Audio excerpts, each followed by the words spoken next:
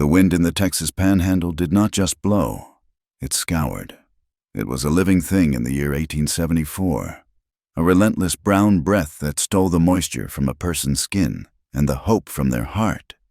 It peeled paint from the sign that read, Hayes Station. Though the sign itself was a hopeful lie, this was no proud outpost. It was two sod buildings, a splintered corral, and a failing well. A lonely scar on an endless expanse of cracked, thirsty earth.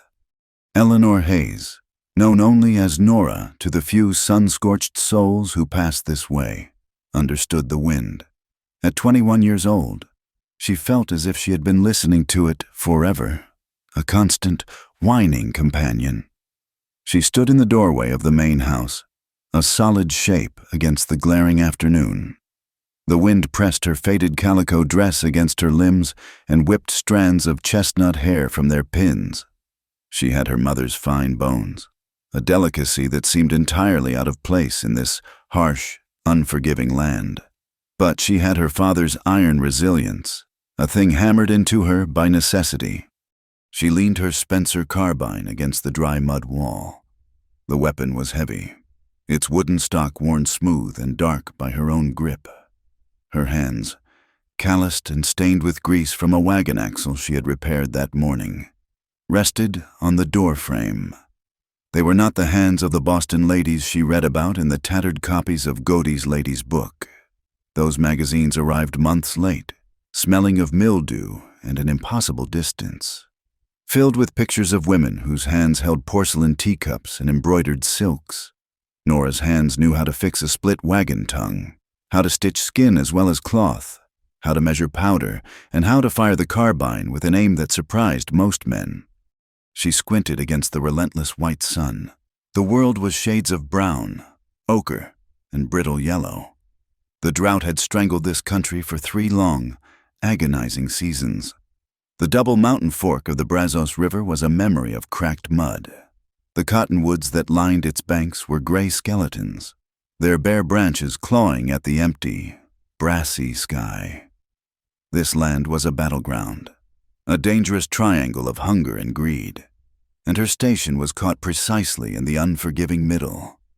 To the east lay Fort Mason, a collection of limestone buildings where the United States Army was supposed to be keeping the peace.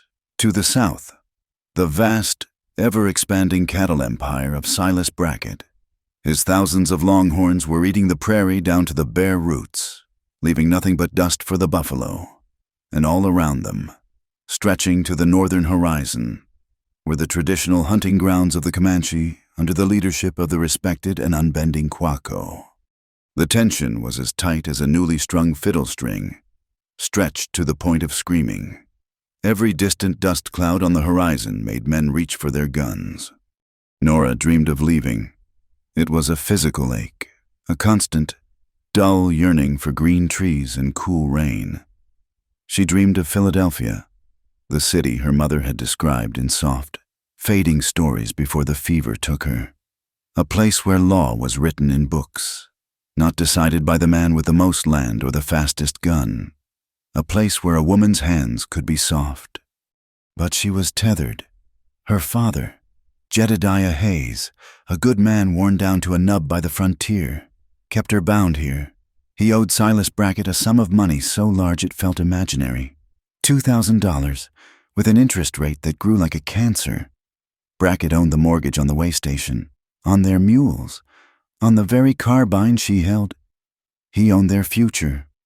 The fort was no help. Nora had ridden there 2 days prior for sulfur and flour, and the mood was poison. The soldiers of the 4th Cavalry were restless. Their supply wagons were late, the hardtack was full of weevils, the salt pork was rancid, and the whiskey shipment had conveniently disappeared. The men were hot, bored, and rubbed raw by the grit that got into their food, their bedding, and their tempers.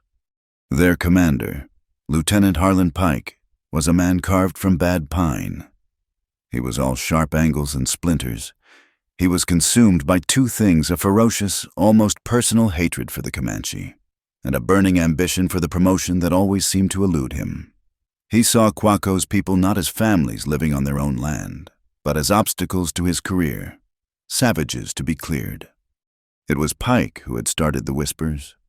Last week, a small wagon carrying payroll for the fort's scouts, just a few $100 silver, had vanished between Mason and the river. No one was hurt. The driver left tied to a tree, but the money was gone.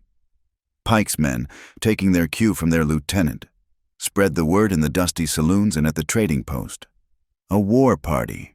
Young Comanche braves, eager for glory, blooded on an easy target. The rumor was a seed planted in fertile, angry ground, ready to sprout into violence. It was a convenient lie, one that fed Pike's ambition and gave the frustrated soldiers a target for their rage. Miles away, on a high mesa overlooking the parched plains, Tana watched a lone hawk circle in the brassy sky. He was 23 years old, a warrior of Kwako's band, the Nemenu. He was a man of few words, his strength held in quiet reserve, his dark eyes missing nothing. He had been tracking the path of the stolen payroll wagon for 2 days, moving parallel to the trail, unseen, a shadow among the rocks. He dismounted from his painted pony, the animal's coat the color of the dry earth. He knelt by the tracks in a shallow, sandy wash. The story they told was not the one Pike was telling. He studied them for a long time, his touch light on the soil. These were not the marks of unshod Comanche ponies, ridden light and fast. He scraped the packed dirt with his knife, uncovering the sharp, clear crescent of an iron shoe, freshly nailed, a military shoe, from the fort's own farrier, or one shod just like it. He saw the tracks of 4, maybe 5 riders. He moved further, finding the place where the wagon had been stopped. He saw the deep ruts where it had been pulled off the main trail. Hidden in a stand of mesquite, it was a heavy wagon, far heavier than a small box of silver dollars would warrant. The attackers had not been fast. They had been methodical. He found a single, spent cartridge casing, half-buried .44 Henry. Rimfire. Not a weapon his people favored, but one he had seen in the hands of the white buffalo hunters and the hard men who rode for the cattle barons. He would report this to Kwako. The white men were, once again, weaving a trap with their lies.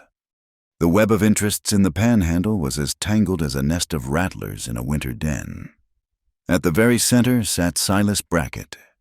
He arrived at the Hayes station as the sun began to dip, painting the sky in angry shades of orange and purple. He did not ride a cow pony, but a fine, black carriage horse, its coat gleaming with a health the rest of the landscape lacked. He was a big man, not in height, but in presence. He seemed to suck the air from around him. He wore a dark wool suit despite the suffocating heat, as if the weather dared not touch his expensive Eastern cloth.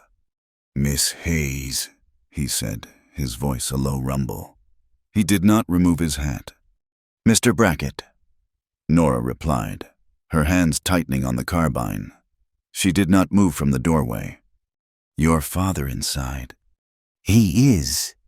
Jed Hayes came out, wiping his hands on his apron.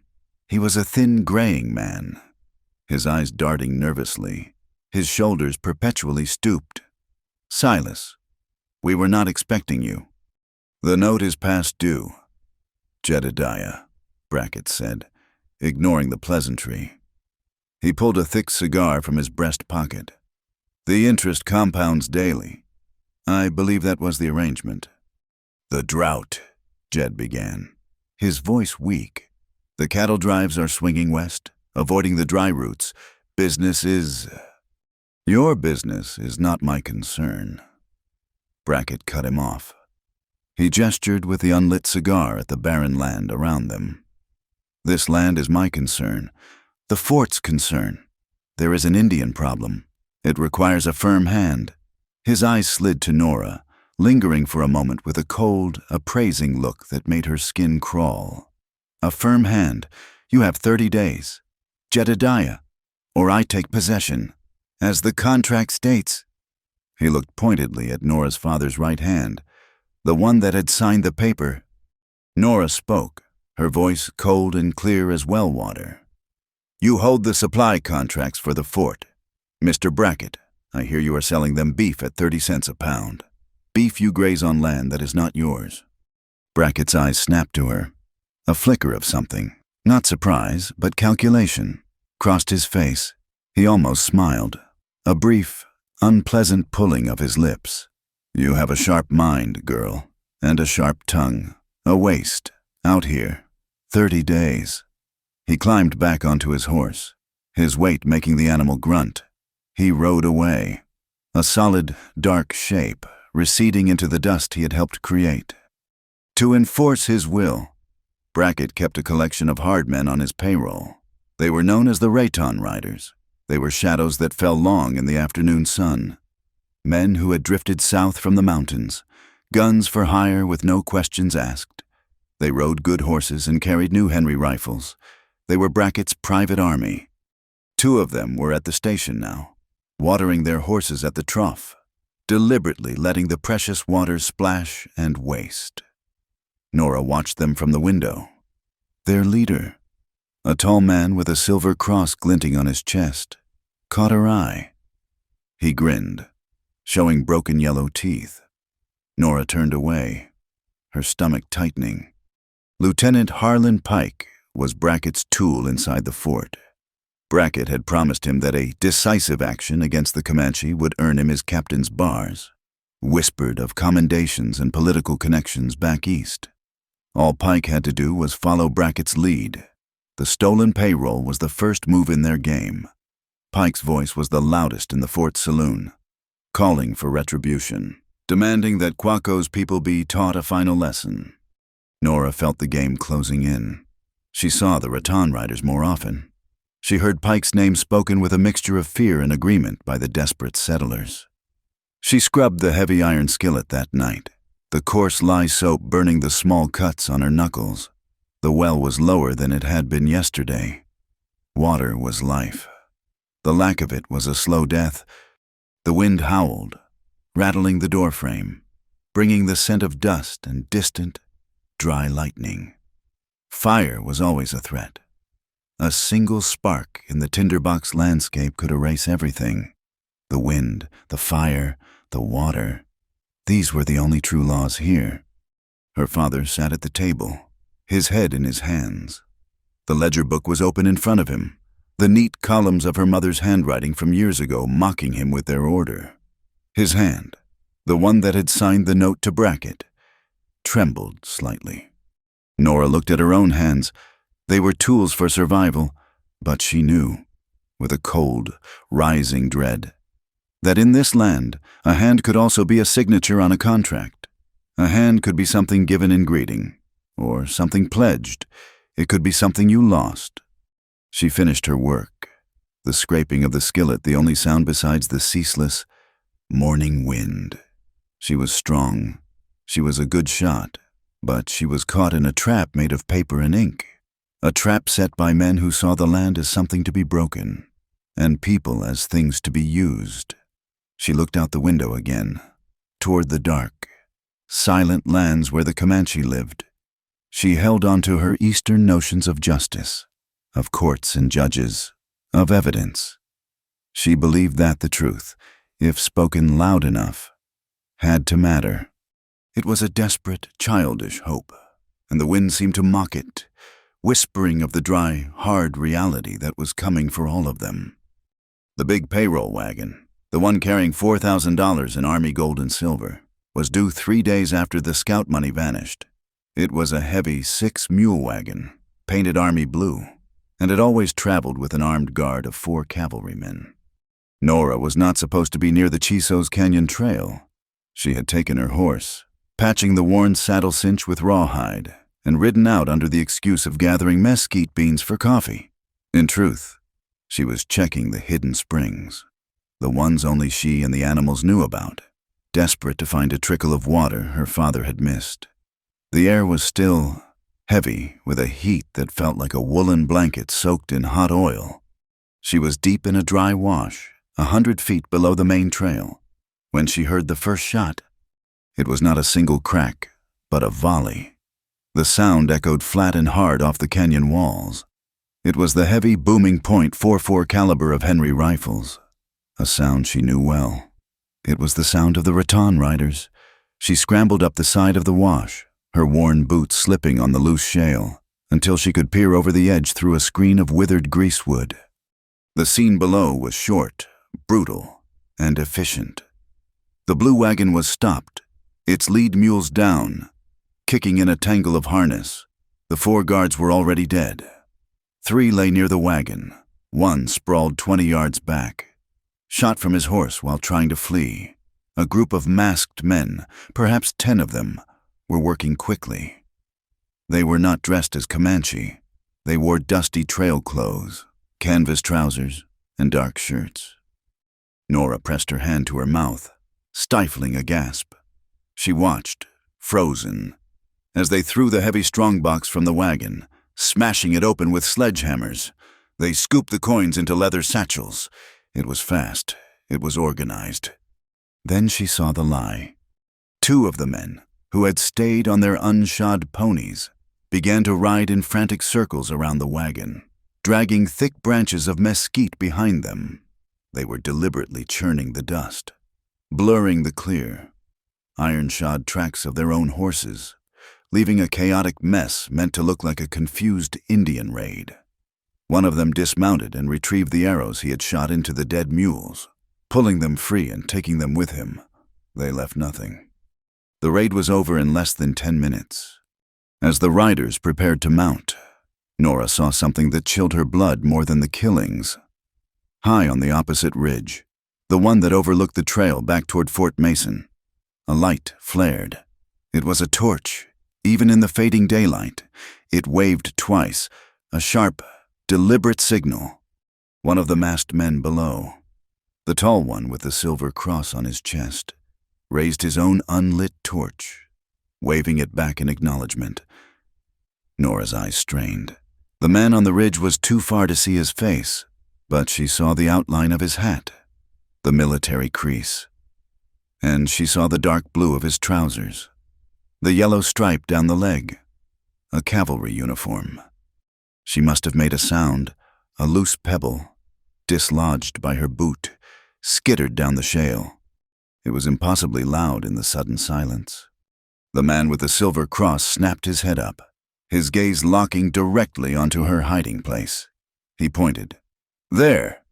A rifle bullet shrieked past her ear, striking the rock beside her head and spraying her face with hot stone chips. Nora did not think. She slid, half falling, back into the dry wash, landing hard on her hands and knees. She heard them coming, the thunder of hooves as 2 of the riders spurred their horses down the bank. She ran. She was a fast runner, her legs long and strong from a life of walking this hard land. But she was in a trap. The wash walls were steep. She ran, dodging boulders, her breath searing her lungs. She could hear the horses closing, the men cursing. She had her carbine, but it was strapped to her saddle. A fool's mistake. She was defenseless. Another shot kicked up dirt at her feet. She stumbled, falling to her hands. The lead horse was almost on her. Suddenly, a shape materialized from the shadows of a deep cleft in the rock wall. It was not a rider. It was a man on foot, moving with a silence that seemed impossible. Before Nora could even cry out, a strong hand clamped over her mouth, and an arm, like an iron band, encircled her waist. He dragged her backward, pulling her out of the wash and into the narrow, dark crevice between 2 towering slabs of sandstone. She struggled, kicking, until her back was pressed against the cold rock. The hand over her mouth was unyielding. A body pressed hard against hers, shielding her. "Be still," a low voice commanded in perfect, unaccented English. The riders thundered past their hiding place, their horses snorting, their eyes searching the wash ahead. "Where did the witch go?" one shouted. "She is in here somewhere. Find her. Brackett wants no witnesses." Nora's heart was a drum against her ribs. The man holding her did not move. He was warm, smelling of cedar smoke, leather, and the clean, dry smell of the dust. He was tall, solid muscle. She could feel the steady, slow beat of his heart against her cheek. They waited. The riders searched for several long minutes, their curses growing fainter as they moved down the canyon. Finally, they heard them ride back, climbing out of the wash to rejoin the main group. The man held her for another full minute, his head tilted, listening. Then, slowly, he released his grip. Nora slumped against the rock, gasping for air. She turned to face her rescuer. It was Tana. She knew him. She had seen him at the station, trading pelts for flour. He was Kwako's man. He was tall, his black hair worn in 2 long braids, his face stark and handsome. He wore buckskin leggings and a simple cloth shirt. His eyes, in the dim light, seemed to hold no fear at all. "You," she whispered, her voice trembling. He cut her off, his voice quiet but firm. "You saw the iron shoes. You saw the signal." It was not a question. "Yes, a soldier on the ridge." Tana nodded, his expression unreadable. He had been tracking them, too. He had seen the entire thing, a silent witness from a different vantage. He looked at her, his gaze dropping to her hands, which were scraped raw and bleeding from her fall. He had seen those hands before, at the way station, mending a broken harness, her knuckles stained with grease. He knew she was not one of them. "They are gone," he said. "Go home. Do not speak of what you saw. The men who kill for that gold will kill you for your words." He did not wait for an answer. He turned and melted back into the shadows of the canyon, as silent as the wind. Nora did not know how long she stood there, shaking. She finally forced her legs to move, climbing back to her horse, her mind reeling. She rode home in the dark. The image of the soldier's torch burned into her memory. When she arrived, the station was in an uproar. News traveled faster than a prairie fire. The bodies of the cavalry guards had been found. Lieutenant Harlan Pike was there, his face a mask of righteous fury. Silas Brackett stood beside him, his big hands clenched into fists. "A massacre," Pike was shouting to the small, terrified crowd of settlers and freighters huddled in the main room. "Butchered by savages. The payroll is gone. This is the last straw. This is Kwako's work." "He has broken the treaty," Brackett's voice boomed, overriding all others. "He is letting his young braves run wild, stealing and killing. They must be punished." "We ride at dawn," Pike declared, his eyes shining with a feverish light. "We will strike their winter camp. We will teach them a lesson they will not forget." Nora stood in the doorway, her dress torn, her face smeared with dust and dried blood from the rock chips. She opened her mouth. She had to tell them. It was not the Comanche, it was white men. It was a soldier, one of Pike's own. She looked at her father. Jedediah was pale, watching Brackett, his eyes wide with fear. She looked at Brackett. He was watching her. His cold eyes met hers. And he knew, somehow, that she knew. A tiny, cruel smile touched his lips. Nora's throat closed. Tana's warning echoed in her ears. "They will kill you for your words." If she spoke, Brackett would destroy her. He would call her a liar, an Indian lover. He would ruin her father. Pike would have her arrested for treason. She was one woman against them all. She said nothing. The lie settled over the room, thick and suffocating as smoke. The next morning, as Pike's men were saddling up, a lone rider approached the station. He was not riding for war. He carried a single eagle feather tied to a long stick, a sign of parley. It was Tana. Pike strode out to meet him, his hand on his pistol. "What do you want, savage?" Tana stopped his horse a respectful 20 yards away. He ignored Pike and spoke to the assembled crowd, his voice clear and carrying in the still morning air. "I bring words from Kwako. We did not attack your wagon. We do not steal your talking metal. The tracks were made with iron shoes and covered with branches. We find your own .44 Henry shells on the ground." "Lies," Pike shouted. Tana continued, his gaze steady. "Kwako demands a fair investigation. He says the white man's truce is broken by lies. If your soldiers ride against our people, who are innocent, then the truce is truly over. The Nemenu will fight. We will not be murdered for a white man's crime." The threat hung in the air. The settlers looked at each other, terrified. A full war with the Comanche would mean the end of all of them. Pike looked thwarted, his face turning a dull, angry red. He could not start a war without the backing of the settlers, and they were clearly hesitating. Brackett stepped forward, his voice suddenly calm and reasonable. "A war is what none of us want. An investigation is fair, but we must have assurances. The Comanche words are wind. We need a bond, a way to hold the peace while the truth is found." A tense council was formed inside the station's main room. Brackett, Pike, Sheriff Amos, Jed Hayes, and 2 of the oldest settlers. Nora served them bitter mesquite coffee, her hands shaking as she listened. "We need a pledge," Brackett said, leaning back in his chair. "A bond of flesh and blood, as the old laws demand. A way to ensure both sides are committed to this truce." "What do you mean?" Sheriff Amos asked, his brow furrowed.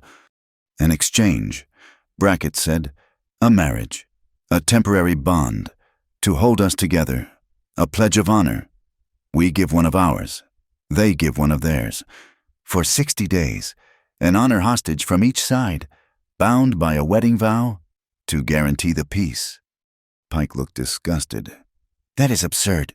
We should be shooting, not marrying." "This will save us from a war, Lieutenant," Brackett said smoothly, "and Quaco will agree.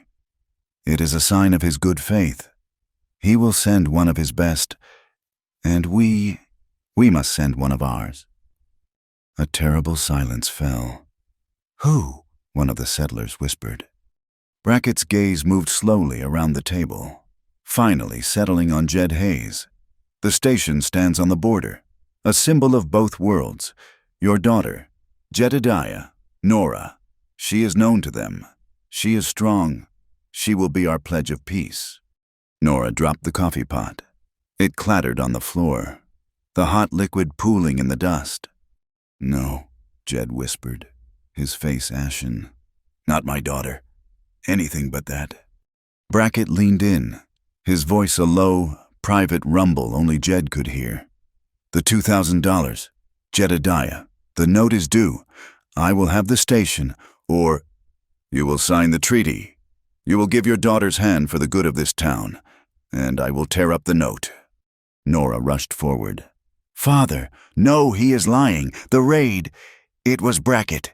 It was his men." "Silence her," Pike roared. Brackett simply raised an eyebrow. "The girl is hysterical, grief-stricken. Jedediah, your choice." They sent a message to Tana, who was waiting outside. He listened to the proposal, his face impassive. He rode away. He returned an hour later. "Quaco agrees. It is a hard path, but it is not war. He will send his pledge. He sends me." The room spun. Nora looked at Tana, the man who had saved her life 24 hours earlier.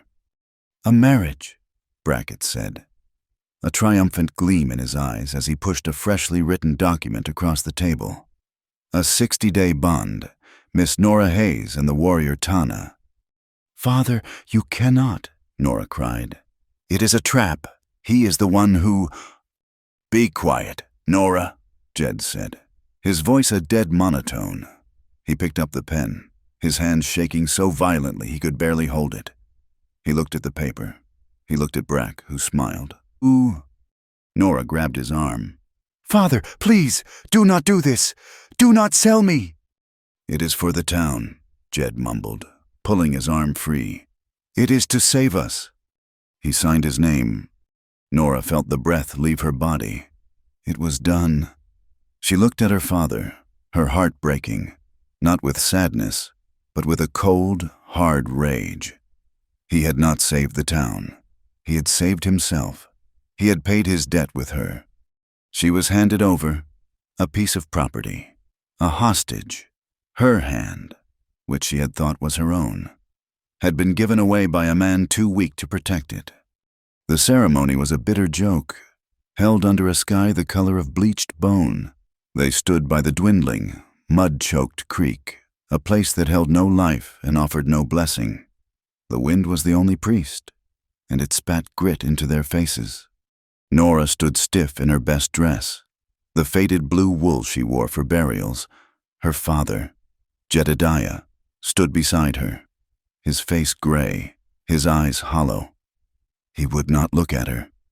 Across from them stood Tana, and beside him, two older Comanche men, their faces like carved mahogany, their eyes missing nothing. Silas Brackett and Lieutenant Harlan Pike watched from horseback, their presence a violation. They were the ones who had arranged this, the puppet masters enjoying their grim spectacle. Sheriff Amos was there too, his hat in his hands, his expression miserable.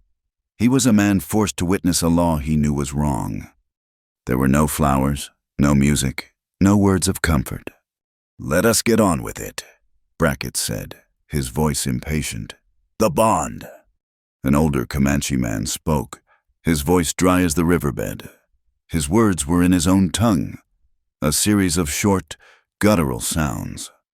Tana translated, his voice flat, his gaze fixed on a point just over Nora's shoulder. "He says the pledge is made before the spirit. A word given must be a word kept. We will exchange the signs to show our hands are bound to this truce." He held out his own hand. It was not empty. He held a simple, tightly braided rope of black horsehair.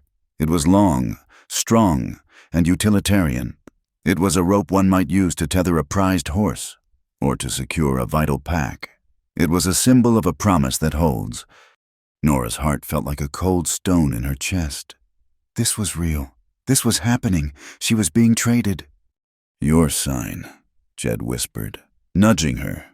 Nora looked at her father then, a long, cold look of pure, undiluted contempt. She saw him flinch. Slowly, she reached into the pocket of her dress. Her fingers brushed against the one thing of value she had left from her mother. They were a pair of soft, kid leather gloves, impractical for the frontier, worn only twice. They were stained with age, but the stitching was still perfect.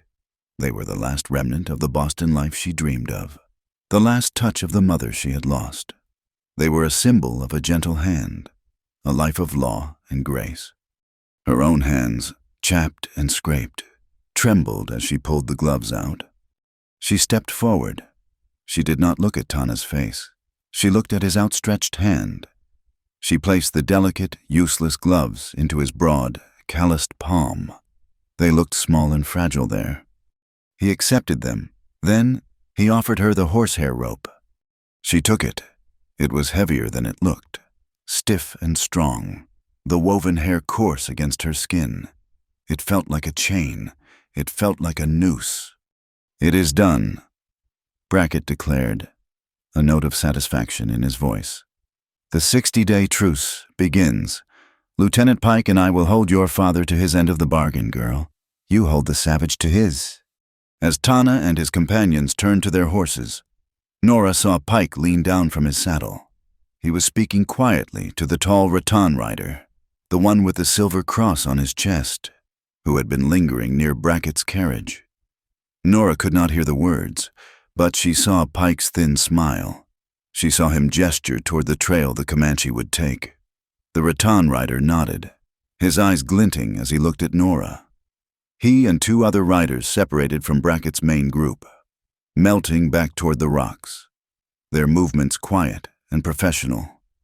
They were not going back to the fort. They were going to follow. Nora was given her own mare, a sturdy, spotted pony. She was allowed one saddlebag, into which she had packed a change of clothes, her knife, and a small bar of lye soap. Her carbine was gone. Pike's men had confiscated it. She put her foot in the stirrup and swung herself up. She looked at her father one last time. He opened his mouth, his face crumpled with a misery she could not pity. "Nora, You sold me," she said, her voice low and dead. "You sold me for your debt." She turned the horse's head and kicked its ribs, urging it forward. She did not look back as she rode out of the station yard, following Tana and the two elders. She did not see her father sink to his knees in the dust. She did not see Silas Brackett ride up to him, a new document in his hand. "Just so we are clear, Jedediah," Brackett said, his voice pleasant. "The debt is stayed for 60 days, conditional on the truce. If the truce fails, if your daughter fails to hold up her end, or if she runs, or if the Comanche break the peace in any way, our agreement is void, and the station, the land, and everything on it is mine. By sundown of that day, sign here." Jed Hayes, his hands shaking, signed the new paper. Nora rode into the vast, empty flatness of the prairie. The world was a blinding sheet of brown. The Comanche set a fast, steady pace, moving northwest, toward the high plains. The Llano Estacado. They did not speak to her. They rode as if she were not there, shadows moving across a scorched land. She was alone. She had never been truly alone before, and the feeling was a cold, hollow terror. She was a piece of paper, a contract, a debt paid in flesh. Her fury was so great it left no room for tears. It burned in her chest, a hot, dry fire that matched the relentless sun. She was a prisoner, bound for an unknown destination, surrounded by men the world called her enemy. They made camp that night by a dry, rocky outcrop. The two elders built a small, smokeless fire of dead mesquite roots, barely enough to boil a small pot of water. Nora slid from her horse, her entire body aching. She had ridden for 10 hours without a break. She stood awkwardly, holding her saddlebag, unsure of what to do, where to stand. She was the enemy. She was the hostage. Tana approached her. He did not look at her. He held out a dried buffalo hide waterskin. "Drink," he said. She took it, her fingers clumsy. The water was warm and tasted of the skin, but it was water. She drank, the liquid searing her dry throat. He then offered her a strip of jerky, dried buffalo meat, hard as wood and black with smoke. She took that, too. He nodded, a short, sharp gesture, and then he walked away. Nora watched him. She expected him to claim her. She expected him to drag her to his bedroll, to treat her as the spoils of this bitter bargain. That was the law of men she knew, the law of Pike and Brackett. But Tana did not. He spread his own blanket on the far side of the rocky camp. A good 30 feet away from her and the fire, he sat with his back to a boulder, pulling his rifle across his knees. He was positioning himself between her and the open prairie, a sentinel. One of the elders, a woman with a face like a dried apple, came over to Nora. She pointed to Nora, then to Tana. She said a word, "Na tahu." Nora shook her head.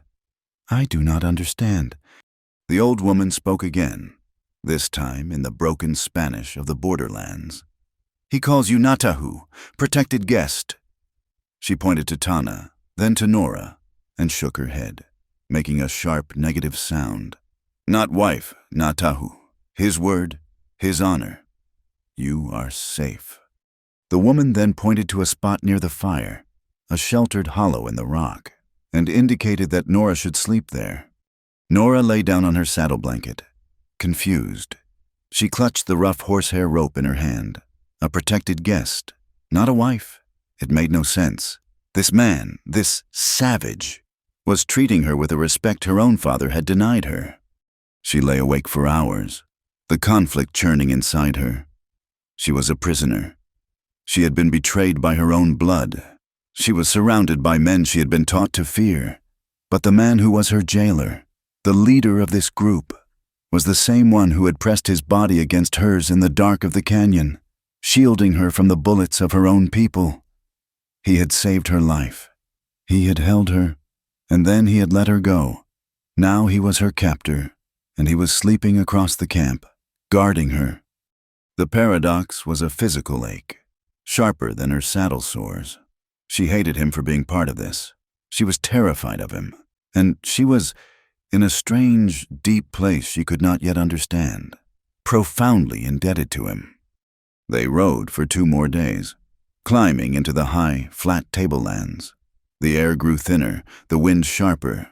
On the 3rd morning, they stopped by a small stream that still held a weak, muddy trickle.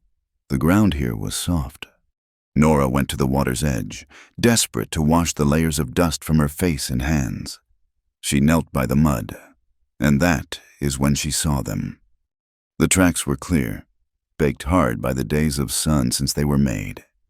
They were not the chaotic, circling tracks of 100 unshod ponies. They were 2 deep, parallel ruts, the ruts of a very heavy, iron-wheeled wagon, a 6-mule freight wagon.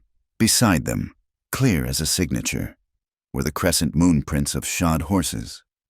This was it. This was the place from the ambush. This was the proof. Her mind, sharp and clear, flashed back to the canyon. The chaos, the killing, the masked man pointing, the man on the ridge, the one in the cavalry trousers. She had seen him raise his arm, and then, after the signal, she had turned her attention back to the men below. The leader, the one who had shouted, the one who had almost seen her.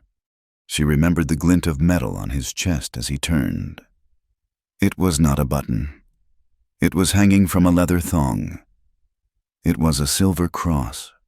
It was the same silver cross she had seen on the rattan rider, the man Pike had been speaking to, the man now shadowing them on the trail. Nora stood up slowly. The pieces clicked into place. A terrible, cold arithmetic. Brackett, Pike, the rattan riders. They had staged the first robbery. They had staged the second, larger one, killing the soldiers to make it look real. They had created the Comanche threat from whole cloth, and they had used that threat to get this truce. But why? Why a truce? To get her out here, away from the station, a target. She looked up. Tana was standing on the ridge above her, watching her. He had seen her kneeling, studying the tracks. His face was impassive, but his eyes were sharp. He knew what she had found. Nora's hand went to the stiff horsehair rope, still tied to her saddle. It was not a noose. It was a lifeline. She was not a hostage, she realized, not just a pawn. She was the only witness, and she was now in the one place her enemies could not easily reach, protected by the very man they had tried to frame. Tana came down from the ridge, his movements fluid and silent. He did not ask her what she had found. He did not need to. He had seen her kneeling by the iron ruts, her posture rigid with discovery. He stopped a few feet from her, his presence a solid, quiet shadow in the oppressive heat. "You see," he said. It was a statement of fact. Nora stood, brushing the dry dirt from her hands. "Iron wheels, shod horses. It was not your people." She looked him in the eye, the first time she had done so without the veil of fear or anger. "It was Brackett's men, the rattan riders. I saw them. I saw a soldier signal them from the ridge." He nodded, his face impassive, but his eyes were sharp. "I saw the soldier, too, and I saw them see you." The cold dread she had felt in the canyon returned, but it was different now, clearer. "They followed us. I saw Pike talking to the man with the silver cross. They're out there." "They are," Tana said. "They have been behind us since the creek. They keep their distance. They are watching, waiting." "Waiting for what?" "For you to run," he said, his voice flat. "Or for me to harm you, for the truce to break. They want the excuse to ride." A new, chilling realization settled over her. She was the fuse. Brackett and Pike had lit her and thrown her into the heart of the Comanche camp, just waiting for the explosion. "They think I am your prisoner, that you will—" She could not finish the thought. "I know what they think," he said. He turned and walked to his horse. "We are close to the winter camp. You will be safe there, safer than you were at your father's house." He mounted, and Nora, her mind spinning, followed. The safety he spoke of was a paradox. She was riding deeper into the wilderness, protected by the very man she had been traded to, hunted by the men who represented the law she had once believed in. They rode for another half-day, the land opening up into a wide, shallow basin protected by high mesas. Nora saw the camp long before they reached it. It was not the collection of a few crude shelters she had imagined. It was a true village, a scattered gathering of more than 30 tall buffalo hide lodges, their painted surfaces glowing warmly in the late afternoon sun. Smoke rose from dozens of small fires, the sounds of dogs barking, children shouting, and the low murmur of voices carried on the wind. Women looked up from their work as the small party approached, their expressions curious but not hostile. This was not a war party. This was a community. They were Na Tahu, the protected guests. The two elders went to a large, central lodge to speak with Kwaku, the chief. Tana dismounted and began to unsaddle his horse. Nora slid from her own, her legs stiff, her back aching. She stood beside her saddlebag, an island of faded calico in a sea of buckskin and beads. A small child, a boy of about 5 years old with bright, inquisitive eyes, crept closer, his hand half covering his mouth. He touched the fabric of her skirt, a quick, daring poke, and then scrambled back to his mother, laughing. Tana led her to a teepee set slightly apart from the main circle, near the horse herd. "You will stay here," he said. "This is my grandmother's lodge. She will see to you." Nora ducked through the low, hide-covered opening. The air inside was smoky but warm. A small fire smoldered in a central pit, the smoke rising neatly through the opening at the peak. Furs were piled on raised willow beds, and hide containers were stacked neatly against the poles. An old woman, her face a beautiful, intricate map of wrinkles, sat by the fire, scraping a stretched deer hide with an elk horn tool. This was the woman Nora had seen at the creek, the one who had spoken the word Natahu. The woman looked up. Her eyes were black and bright, missing nothing. She grunted a greeting.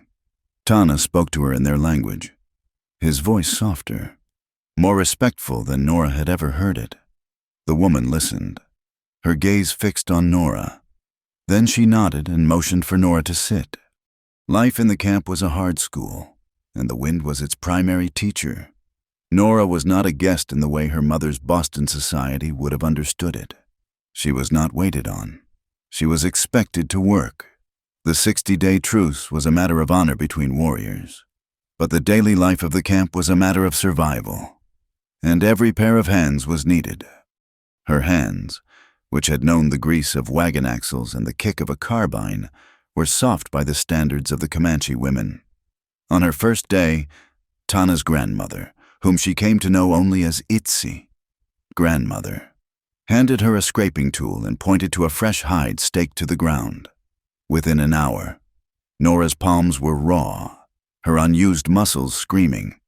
The Comanche women worked with an efficient, rhythmic grace, their hands tough as leather. She learned. She learned to bank the fire, to pound dried meat and choke cherries into pemmican. She learned to tend the horses, rubbing them down with dried grass, checking their hooves. She learned to patch the heavy teepee skin with an awl and sinew. She learned the grueling, back-breaking work of smoking meat, hanging strips of buffalo high on racks in a greenwood smokehouse. At night, Itzi would tell stories. She spoke in Spanish, a language Nora understood passably. She told stories of the wind. The wind was not an enemy. It was the breath of the spirit. It tested the people, she said, blowing away all that was weak or false. But after the test, the wind would shift. It would smell of wet stone, and it would bring the water. "Listen to the wind, Nina," the old woman said, her bright eyes on Nora. "It will tell you when the change is coming."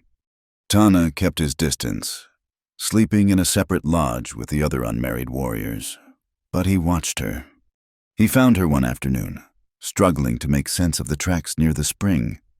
"You are looking for the horse you let wander," he said. Nora flushed. How did you know? He knelt, not beside her, but a few feet away.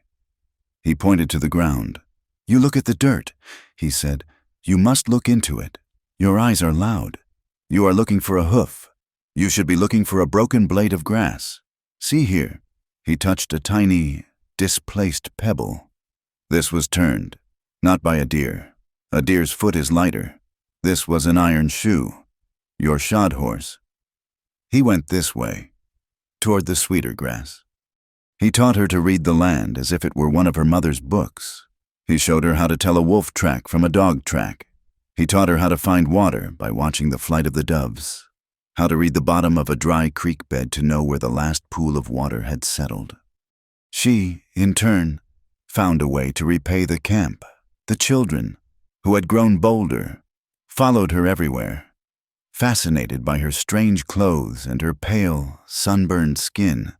One afternoon, she picked up a piece of charcoal from the fire and, on a broad, scraped piece of hide, she drew a letter. A. They stared. She said the sound. Ah, then B, but. Within a week, she had a small, rowdy class. She taught them the English alphabet, drawing in charcoal on the smooth hide. Tana often stood at the edge of the small crowd, watching. He saw her patience.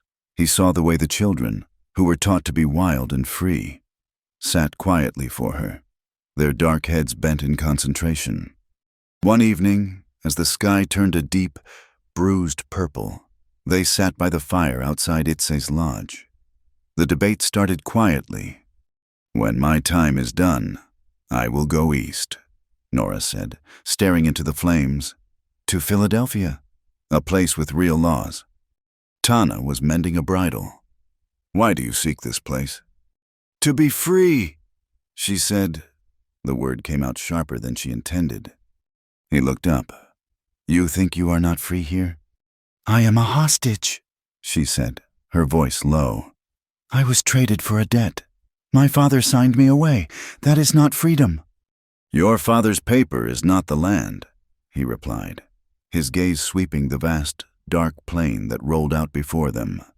You think freedom is something you carry in a trunk, something you can own, like one of Brackett's cows, a place you can run to. Freedom is the right to choose, Nora retorted, her old anger rising. It is the right to say no. It is the law protecting me, even if I am weak. That is a child's freedom, Tana said, his voice not unkind. It is the freedom of the foal that runs from the wolf. We are not free from the land. We are free with it. Freedom is this. He gestured to the sky, the wind, the camp. It is knowing where the water is. It is knowing your people. It is a thing you cannot carry away. It is a thing you must keep. Forever. That is just a different kind of trap, Nora said. A trap that holds the hawk and the buffalo is not a trap. He said, It is the world. Neither of them won the argument. But as Nora went to her bed, she felt the truth of his words settle on her. He did not see the land as a prison or a property. He saw it as a partner, a hard, demanding partner. The respect she felt for him, a grudging, sharp, and undeniable thing, was growing. A few nights later, she saw him sitting alone by the horse corral, the bright moonlight silvering his shoulders. He was working on the black horsehair rope he had given her, the symbol of their truce. She had given it back to him, confused by its meaning. He was unbraiding it. She approached him quietly. What are you doing? He did not look up, his fingers working deftly. The braid was too tight. It was cutting the hair. As he worked, his sleeve pulled back. In the stark moonlight, she saw it. A long, ugly scar, puckered and white, ran from his wrist halfway up his forearm. It was not a bullet hole, it was a burn, or a deep cut, long-healed. She sat on her heels near him. A battle, she asked, her voice soft. He paused. He nodded. A long time ago, with the Tejanos. They rode on our camp by the Pecos. I was a boy. He fell silent. and she thought he would say no more. Then he spoke again, his voice low, pulling the memory from a deep place. My mother, my sister, they were not killed in the fight. He stared at the unbraided horsehair. They died in the winter from the sickness the traders brought, the smallpox. He looked at his hands. A white man's sickness. It burned them from the inside. Nora's own heart ached. The wall of anger and fear that had separated them cracked. My mother, she whispered. A fever. It took her. When I was 10, she was from Boston. She was not strong enough for this land. They sat in the shared silence of their grief. He, the savage warrior. She, the civilized hostage. Both of them were orphans of a cruel and unforgiving place. The fragile peace of their understanding was shattered 3 days later. Scouts rode into camp, their horses lathered, their faces grim. They spoke in rapid Comanche to Quaco, who had come out of his lodge. The camp grew quiet. Tana found Nora by the creek. Bad news, he said, his voice tight. What is it? Brackett, his cattle. He has pushed 500 head north, onto the last good grass by the river. He is fouling the only water in a day's ride. He is starving us out. He is breaking the truce, Nora said, her blood running cold. He is not, Tana said, a bitter edge to his voice. The truce papers said no acts of war. He is not shooting. He is just moving his cows. He knows the law. And there is more, he continued. Pike soldiers. They are riding the edge of the truce line, just south of here. They fired on a hunting party yesterday. They claim the hunters crossed the line. They are provoking a fight. Nora felt the trap tightening. Brackett and Pike were squeezing them, pressing in, daring the Comanche to retaliate. Restless and angry, Nora walked back to the muddy bank of the stream, the place where she had seen the wagon tracks. This was where it had all begun. She knelt, just as Tana had taught her, looking into the ground. Not just at it, she sifted the mud, her fingers tracing the hard-baked ruts. Her hand hit something small and hard. She dug it out. It was not a stone. It was a small, flattened piece of lead. She rubbed the mud away. It was a bullet head. She knew her ammunition. It was large caliber, .44. It had the telltale flattened shape of a rimfire bullet. A .44 Henry. The gun of the Raton riders. This was the proof. This, combined with the tracks, was the truth. That night, the camp was alive with tension. The sound of a drum beat, low and steady. The warriors were cleaning their rifles. Nora found Tana by the fire, his face stark. She opened her hand and showed him the bullet. He took it, weighed it in his own palm. The gun Brackett's riders carry. They are doing this on purpose. Tana, she said, her voice urgent. They are trying to make you fight. They want Quaco to break the peace so they can ride in, so they can kill you, and so Brackett can get the land, and so they can silence me. He looked at her, the firelight playing in his dark eyes. He saw the fire in hers. She was no longer a weeping girl. She was a warrior in her own way. The truce, she said, her voice lower. It was for 60 days. He nodded. He understood her question. When the 60 days are done, he said, his voice quiet but formal, a vow in the night air. If the truce holds, I will take you back to your father's station. If you still wish to go, this is my word. Nora looked at the lead bullet in her hand, the small, ugly piece of truth. She looked at this man, who had saved her, taught her, and shared his grief with her. She was not the same woman who had been dragged from the station. I will choose that day. Tana, she said. Not my father, not Brackett, me. He held her gaze, and for a moment, the sound of the war drum faded. It was not a promise of romance. It was something harder and more real. It was a promise of respect.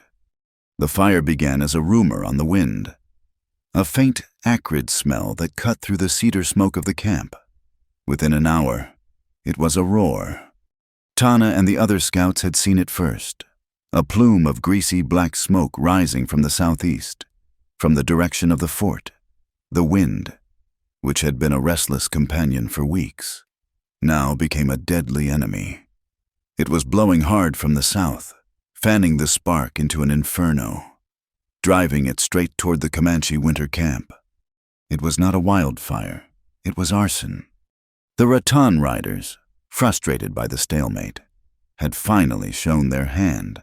They had lit the tall, cured grass of the prairie, creating a wall of flame a mile wide. The Comanche camp exploded into organized chaos. Women and children rounded up the precious horse herd, their shouts cutting through the growing sound of the fire. Men grabbed rifles and wet blankets. This was not a battle they could fight. It was a disaster they had to flee. Nora, her heart hammering against her ribs, helped Itzy pack dried meats and water skins. The air grew hot, thick with smoke that stung her eyes and choked her lungs. Embers, carried by the gale, began to fall around them, lighting small spot fires in the dry grass. "They did this," Nora said, coughing, her voice raw. "They are burning us out." Itzy just nodded, her face grim, her movements economical and sure. "They are men who eat the earth. Now they burn it." Panic seized the settlers at Fort Mason. The fire was visible for 50 miles, a terrifying orange crown on the horizon.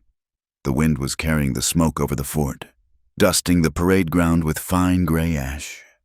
"It is the Comanche," the cry went up, just as Brackett and Pike had intended. "They have broken the truce. They are burning the prairie." Men ran for weapons. Women huddled in the mess hall. The fragile peace of the 60-day truce was incinerated in a single afternoon. Nora knew she could not wait. The fire was the excuse Pike needed. He would ride on the camp, not to put out the fire, but to finish the job, to slaughter the survivors as they fled the flames. She had the proof. The .44 caliber bullet was a heavy, solid weight in her pocket. The memory of the iron ruts was seared into her mind. She had to get to Sheriff Amos. He was a weak man, a man bent by Brackett's money, but she had seen the misery in his eyes at the wedding. He was the only one who still believed in the law, however faintly. She could not tell Tana. He would not let her go. His duty was to protect her, and to him, that meant keeping her inside the camp, with his people.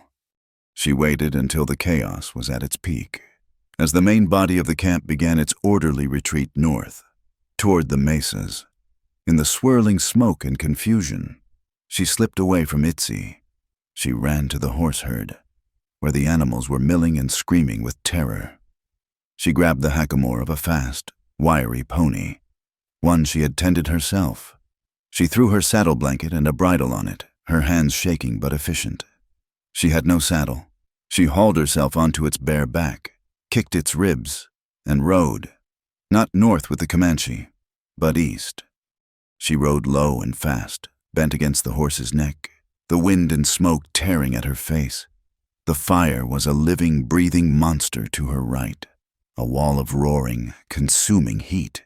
She was riding into the furnace, banking on a narrow strip of unburned grass between the main fire and the fort. It was a ride through hell. The air was barely breathable, but she pushed on, her mind fixed on one thing, the truth. She reached Fort Mason covered in soot, her hair wild, her eyes red raw.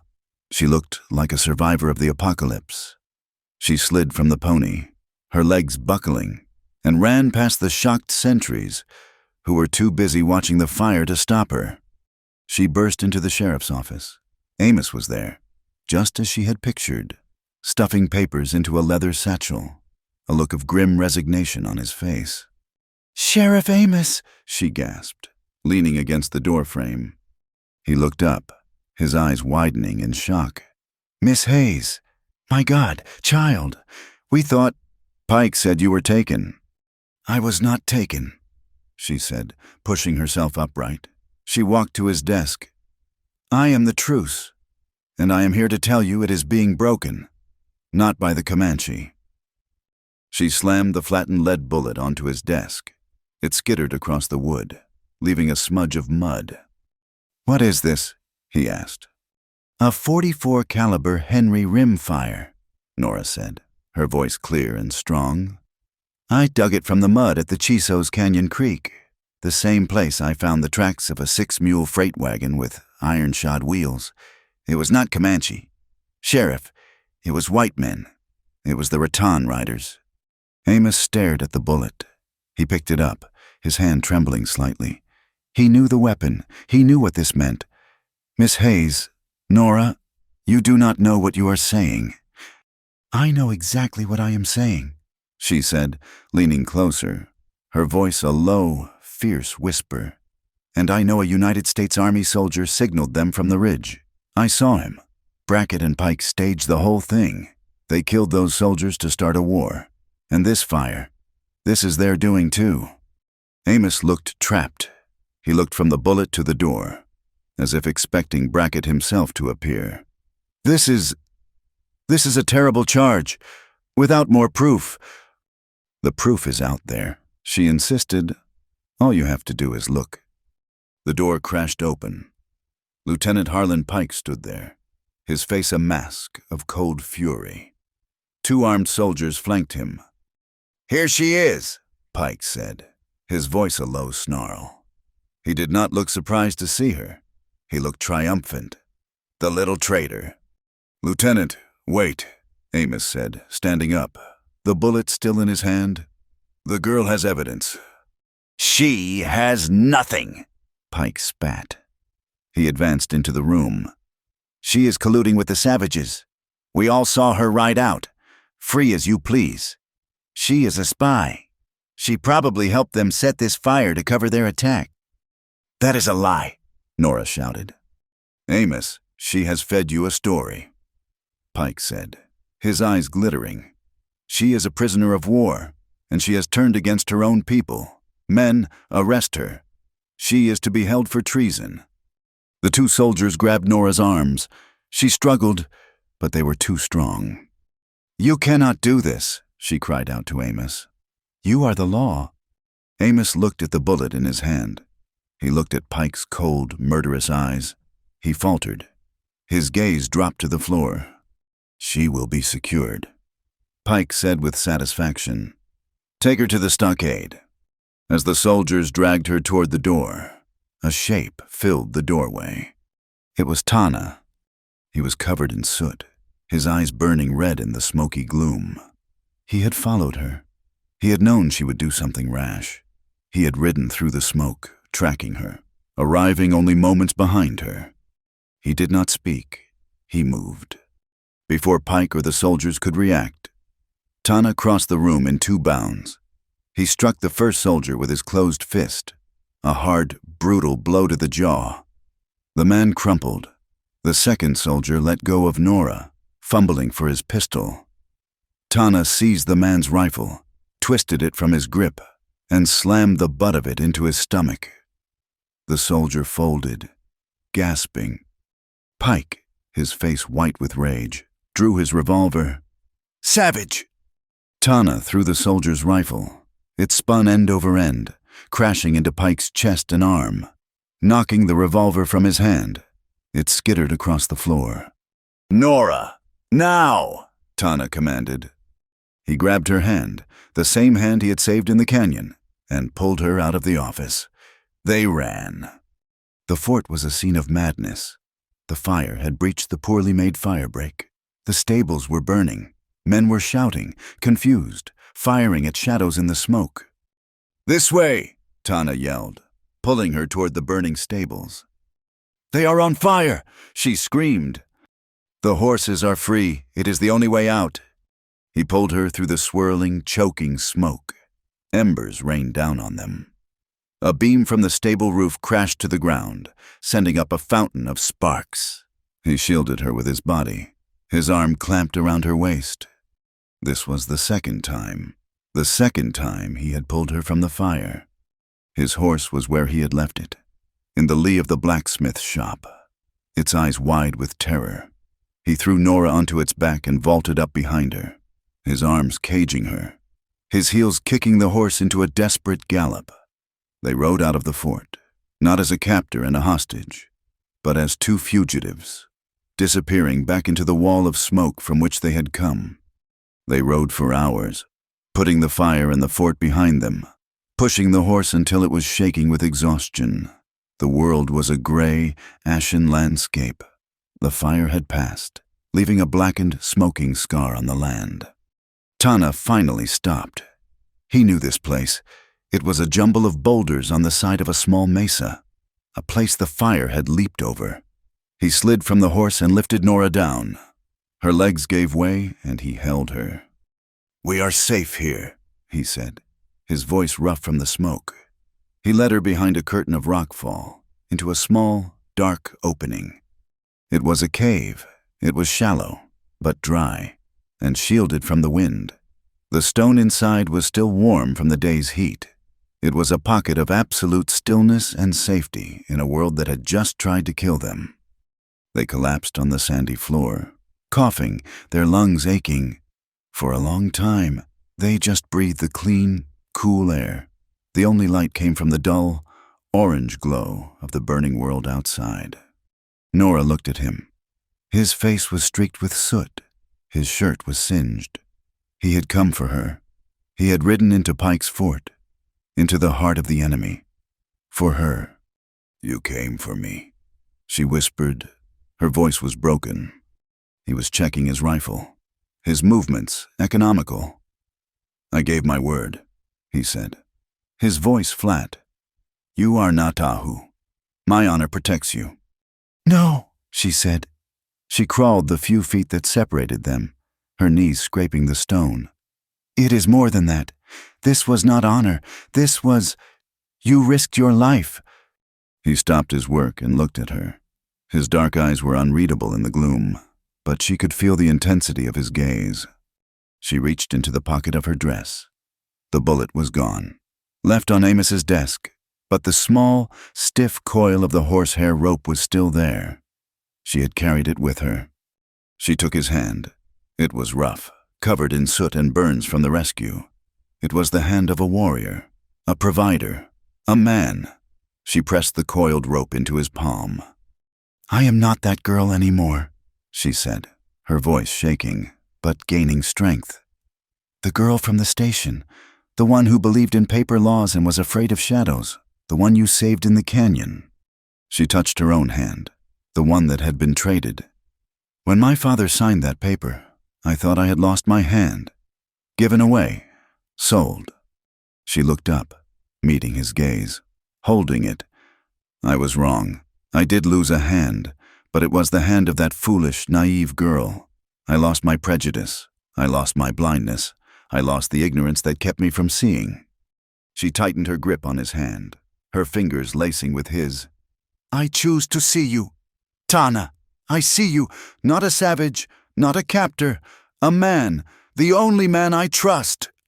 She leaned forward, her choice, her action. She closed the small distance between them and pressed her lips to his. It was a kiss of soot and smoke, of desperation and survival. It was a kiss of gratitude, sharp and real. It was the first truly free choice she had made since this began.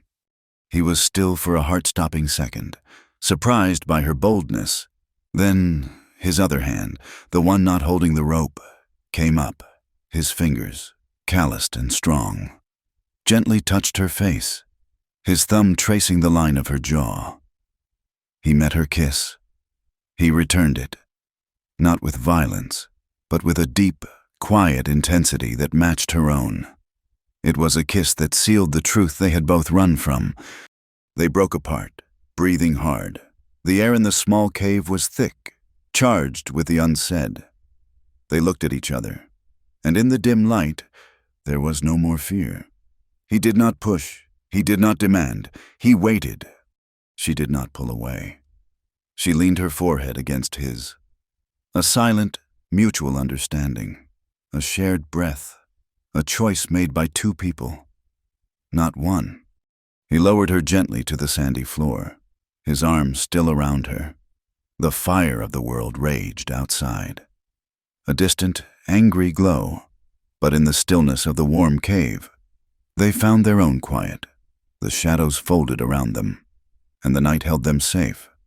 When the gray light of dawn crept into the cave, it found them sleeping, her head on his shoulder. The air outside was clear and cold, the fire finally dead, leaving behind a sterile, black landscape. Nora woke first. She was changed. The cold, hard knot of rage and fear in her stomach was gone. In its place was a quiet, cold resolve. Tana woke as she stirred. He looked at her, his eyes clear. The night had changed everything. They were no longer captor and hostage. They were partners. "Brackett will not stop," he said, his voice low. "Pike will use this. He will tell the town I stole you from the fort. He will say I broke the truce." "I know," Nora said, sitting up, pulling the blanket around her shoulders. "He will have the war he always wanted." She looked at him. "So we cannot run. We cannot hide. We have to show them the truth. We have to expose them before they kill us all." They rode back to the displaced camp, which had found shelter in a high, rocky canyon. When Nora walked into the lodge, Itzy looked up from her grinding stone. The old woman's eyes scanned Nora, then Tana, who stood behind her in the doorway. She saw the way they stood together. She saw the soot on their clothes and the new understanding in their eyes. The grandmother nodded slowly, a small, knowing smile touching her lips.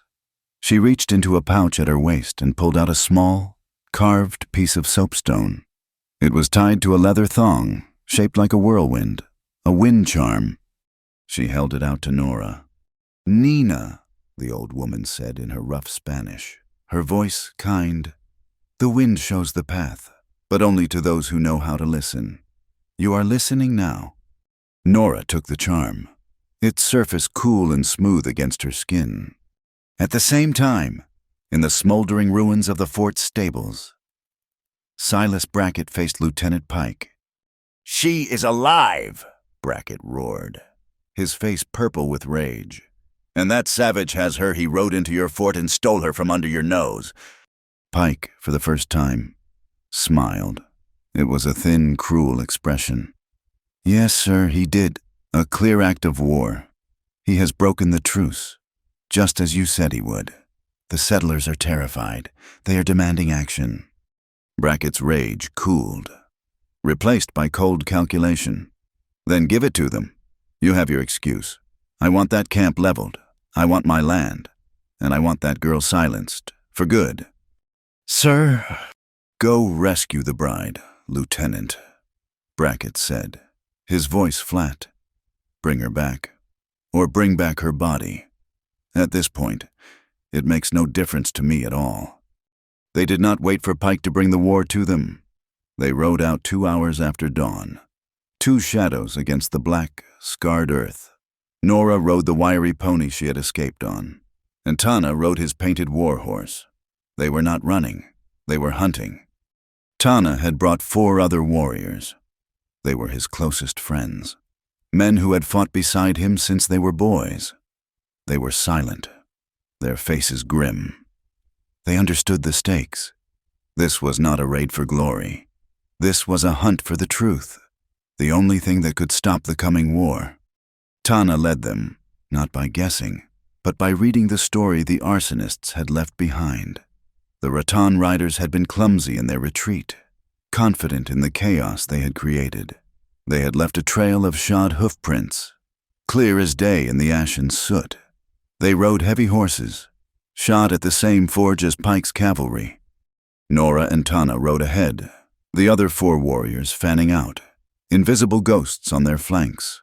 They followed the tracks southeast, away from the burned prairie, toward the high, broken badlands that separated the fort from the staked plains. "They are arrogant," Nora said, her voice low, her eyes scanning the tracks. Tana had taught her well. "They are not even trying to hide their trail." "They do not think they need to," Tana replied, his gaze on the horizon. "They think we are running from the fire. They think Pike is riding to our camp. They are riding home, to their den, to wait for their payment." Rattan Canyon. The name was a whisper of dread among settlers. It was a maze of dry washes and sheer sandstone cliffs, a natural fortress that no sheriff had ever dared to enter. It was a place where stolen cattle vanished and wanted men found refuge. By noon, they were on the high rim, lying flat on the hot rock, looking down. The hideout was a collection of rough sod cabins and lean-tos, built against a sheer cliff wall, protected on 3 sides. It was slovenly, littered with empty bottles and old crates, a dozen horses all shod, all branded with Brackett's bee iron, milled in a crude corral. Nora counted 12 men. They were lounging by a smoky fire, passing a bottle. They were relaxed, celebrating a job well done. And then she saw him. He was standing by the door of the main cabin, stretching his arms.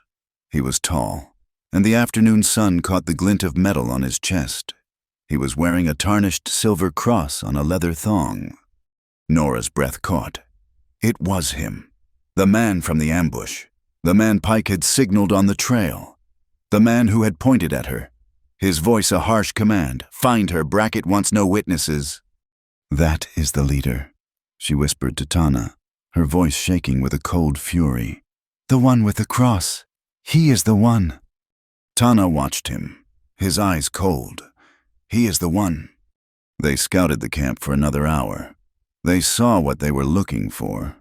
Stacked near the door of the main cabin, covered by a dusty tarp, were several familiar-looking canvas bags. They were stenciled with the letters U.S. "The payroll," Nora breathed. "They did not even bother to hide it." "They are waiting to be paid for the fire," Tana said. "Brackett will send Pike, or come himself. He will pay them with the fort's own gold. A clean theft." "We need that gold, Tana. We need to show it to the settlers." "The gold is heavy," he replied, "and there are 12 of them. We cannot fight them all and carry the gold." "Then we need something else," Nora said, her mind working quickly. "Brackett is a businessman. A meticulous one. He would not just hand over money. He would have records. He would make them sign for it. A ledger. A book. To hold over them." Tana looked at her, a new respect in his eyes. He had not thought of this. "Inside the main cabin, with the leader." "I can get them out," Nora said. He turned, his expression fierce. "No, you will not." "Listen to me," she insisted, her hand closing over the wind charm Itzy had given her. "They are celebrating. They are drunk, but they are watching the canyon mouth. They are not watching for a lone woman, walking." "What are you saying?" "I am your hostage," she said, her eyes burning with the intensity of the plan. "The one who escaped. I will walk in. I am lost, terrified, begging for help. I saw their fire. I am running from the Comanche." "They will kill you," he said, his voice a low growl. "They will not," she said. "Not right away. They will be curious. The leader, the one with the cross, he will want to question me. He will want to know if I saw him. It will draw him out. It will draw all of them out. While they are all looking at me, you will not be there." She pointed to the back of the cabin. It was built against the cliff face, but there was a small, high window, probably for a stovepipe. "You are the shadow," she said. "You go in the back while they are busy with me. You find the book, you find the payroll, you get the proof, then you get out." He stared at her, his mind weighing the terrible risk. It was a flawless plan, and it could get her killed. "I will not let you," he said. "You are not letting me," she said, her voice hard as the rock they were lying on. "I am choosing. You taught me that. I am choosing this, to end this, now. Will you be the shadow? Or will you let them win?" He looked at her for a long, agonizing moment. He saw no fear in her. He saw only the cold, hard resolve he had seen in the greatest warriors. He nodded. "Once. I will bring the others. They will be on the rim. When you hear the hawk cry, You will walk. I will be inside. What about you? She asked. I will meet you at the creek, he said. Do not wait for me. If I am not there, you ride. You ride to the settlers. You tell them. No, Nora said, her hand gripping his arm. We leave together. That is the only way. He looked at her hand on his arm. He covered it with his own. Together. He slipped away, a ghost in the rocks. To position his men, Nora waited, her heart a cold, steady drum. She checked the simple knife she kept in her boot. It was small, but it was sharp. She heard it, the high, piercing cry of a red-tailed hawk. It echoed off the canyon walls. It was time. Nora stood up. She pulled her hair from its knot, letting it fall wild and tangled around her face. She smeared soot from a burned branch on her cheeks. She ripped the hem of her skirt. She took a deep breath, pictured her father's face, a face of weak, terrified betrayal. The memory gave her strength. She stumbled out of the rocks, half walking, half running, into the center of the hideout. Help me, she cried, her voice high and panicked. Please help me. The camp froze. The men scrambled to their feet, reaching for their guns. The bottles smashed on the ground. It is a woman, one shouted. Holy mother of, She ran toward them, then tripped, falling hard to her knees in the dust, sobbing. They were burning everything the Comanche I ran. I have been running for a day.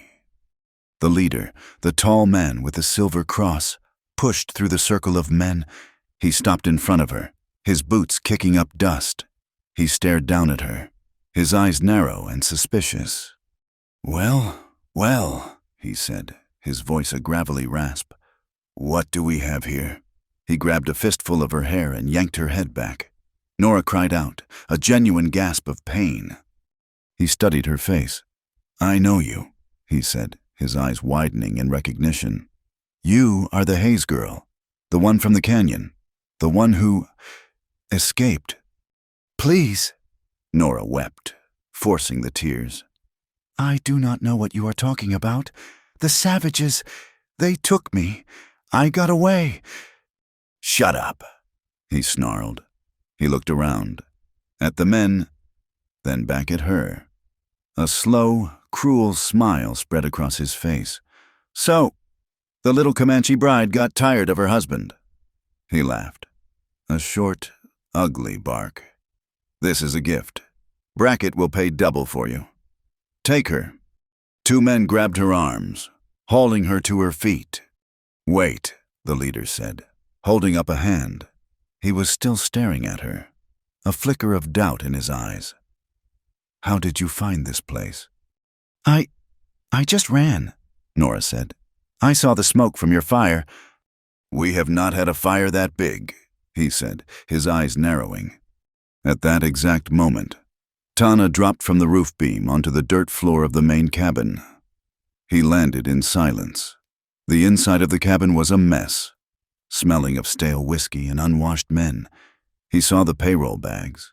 He saw a small, tin lockbox on a crude table. He moved to the table. He did not need a key. His knife was in his hand. He pried the lock open in one smooth, powerful motion. Inside was a bottle of ink, a pen, and a thick, leather-bound ledger. He opened it. His English was perfect. He read the columns, names, dates, payments, ammunition, bonus, fire, and at the bottom of the most recent page, a sprawling, arrogant signature. Silas Brackett. He tucked the ledger into his buckskin shirt. Hey, a man was standing in the doorway, a half-eaten piece of bread in his hand. He had come back for more food. His eyes went wide. Tana did not hesitate. He threw his knife. It crossed the small room and buried itself to the hilt in the man's chest. The man crumpled, the bread falling from his hand. What was that? The leader shouted from outside, dropping Nora's hair. Tana drew his second knife and his tomahawk. He stepped out of the cabin doorway into the sunlight. The leader spun around. His eyes went wide with shock. "It is him, the savage!" "Now! Nora!" Tana roared. It was all the signal she needed. She stomped down, hard, on the instep of the man holding her right arm. His boot was worn, and her heel was sharp. He howled and let go. She rammed her elbow back into the stomach of the man holding her left arm. He grunted, his grip loosening. She broke free. The leader recovered fast. "Kill him!" he roared, drawing his own pistol. Tana did not run. He charged, a low, terrifying war cry ripping from his throat. He met the leader in the middle of the compound. The leader's pistol fired, the bullet whining past Tana's ear, before he could fire again. Tana's tomahawk smashed his wrist, sending the gun flying. The leader screamed in pain and drew a massive Bowie knife. The duel began. It was a clash of steel, brutal and fast. The other riders, recovering from their shock, raised their rifles. Nora saw it. She was not a warrior, but she knew fire. Beside the cabin was a small shed. She had seen them stacking supplies there. Its door was open. She saw what she needed, a row of oil lanterns, ready for the night. One was lit. Its flame turned low. She grabbed the lit lantern, her hands sure. "Tana!" she screamed. He heard her. He slammed his foot into the leader's chest, gaining a precious second. He dove behind a stack of crates. Nora swung the lantern, putting all her strength into the throw. It sailed through the air and smashed against the front of the shed.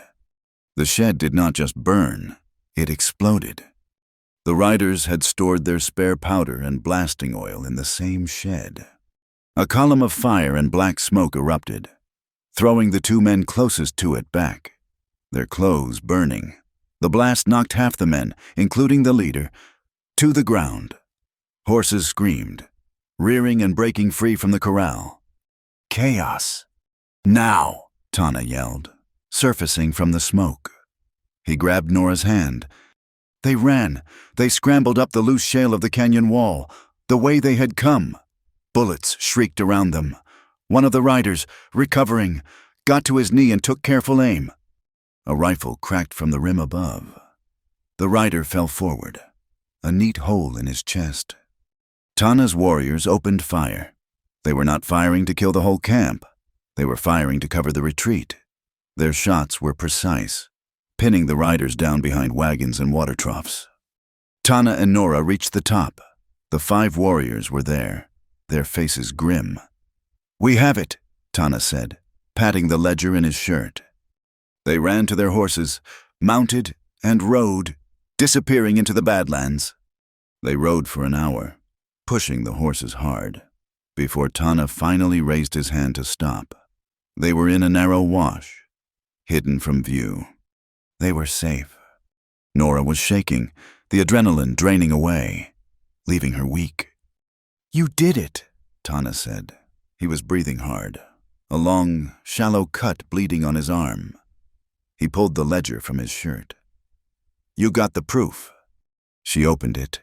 She saw the entries. She saw Brackett's name. A wild, fierce joy surged through her. "We won. We can show this to Amos. We can show this to the settlers." "Yes," he said, a rare, thin smile touching his lips. "We—" "Do not move." The voice was cold, sharp, and familiar.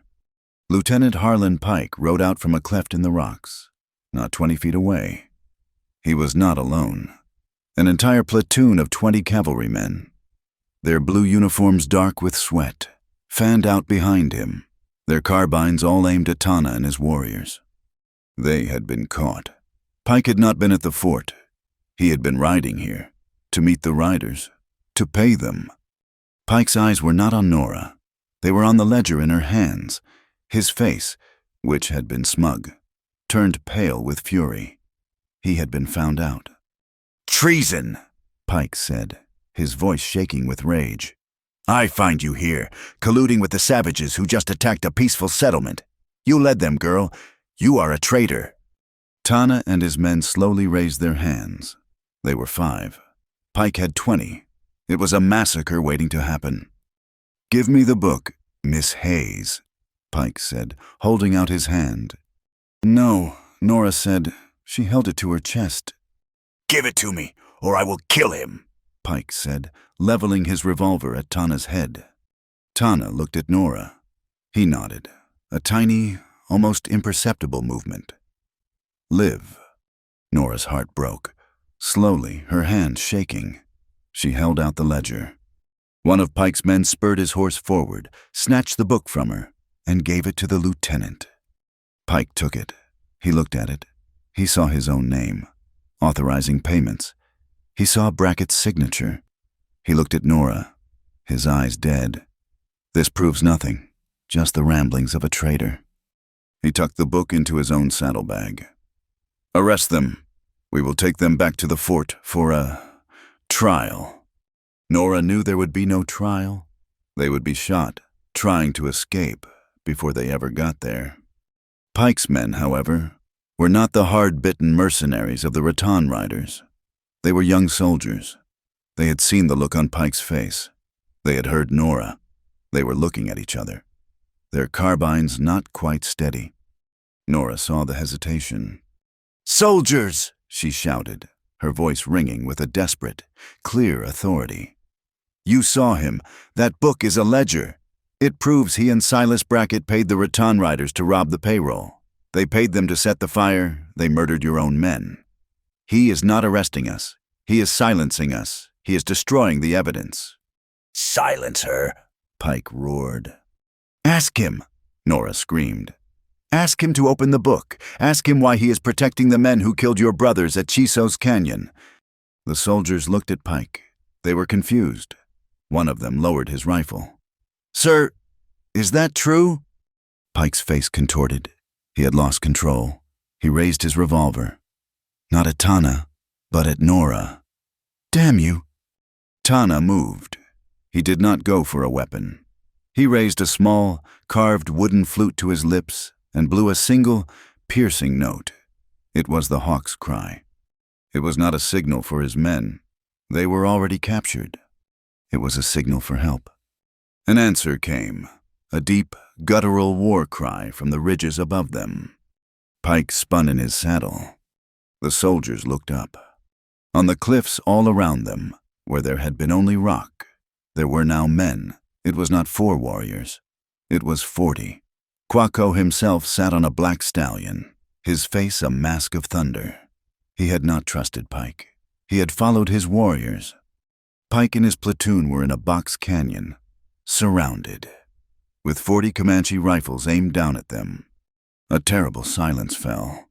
Quaco spoke, his voice booming in the enclosed space. "You will not have my warrior. You will not have the Natahu." Pike was shaking, his face white. He was trapped. He looked at the ledger in his saddlebag. He looked at the 40 rifles. Tana looked at Nora. "Now," he whispered. He kicked his horse, slamming it into Pike's mount. The lieutenant's horse reared. Tana, Nora, and the 4 warriors plunged their horses past the confused soldiers, galloping down the wash. "Fire shoot them!" Pike screamed, regaining his balance. Not a single soldier fired. They were too busy looking at the rifles aimed at their heads. Quaco and his men did not fire either. They held their ground. A silent, deadly promise. Pike watched them go, his face a mask of pure hatred. He had the book. He had the proof. But they were alive. He turned his horse. "Back to the fort." He snarled at his men.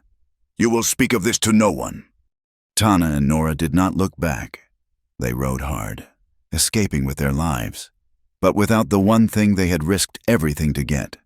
The proof was gone. Pike did not wait. He had the ledger. He had the authority of his uniform, and he had a deep, burning hatred. He declared the 60-day truce void, claiming Tana had broken it by abducting Nora from the fort. He gathered his entire command, now bolstered by terrified and furious settlers, and marched on the Comanche camp. They did not ride for a parley. They rode for war. The relocated camp was in a bad place, a shallow basin blackened by the fire, The ashes of the burned prairie coated everything, a gray, funereal dust that rose with every step. Pike positioned his troops on the low ridge to the east, a long, menacing line of blue, their carbines catching the morning sun. They sealed the only easy escape route. Then Silas Brackett arrived. He was not with the soldiers. He came from the south, from the river. He was not driving men, he was driving cattle. A herd of 500 longhorns, bawling and thirsty, pushed by a dozen of his own men. They drove the cattle not to the camp, but into the one thing that was keeping the camp alive, the narrow, muddy creek that held the only source of water for miles. It was a siege, as brutal and final as any cannonade. Pike held the guns, Brackett held the water. Inside the camp, the mood was dire. The warriors, their faces painted, checked their sparse ammunition. The women gathered the children, their faces tight with fear. Oh, Quaco stood by the central fire pit, his face carved from stone. The younger war leaders were arguing with him, their voices urgent.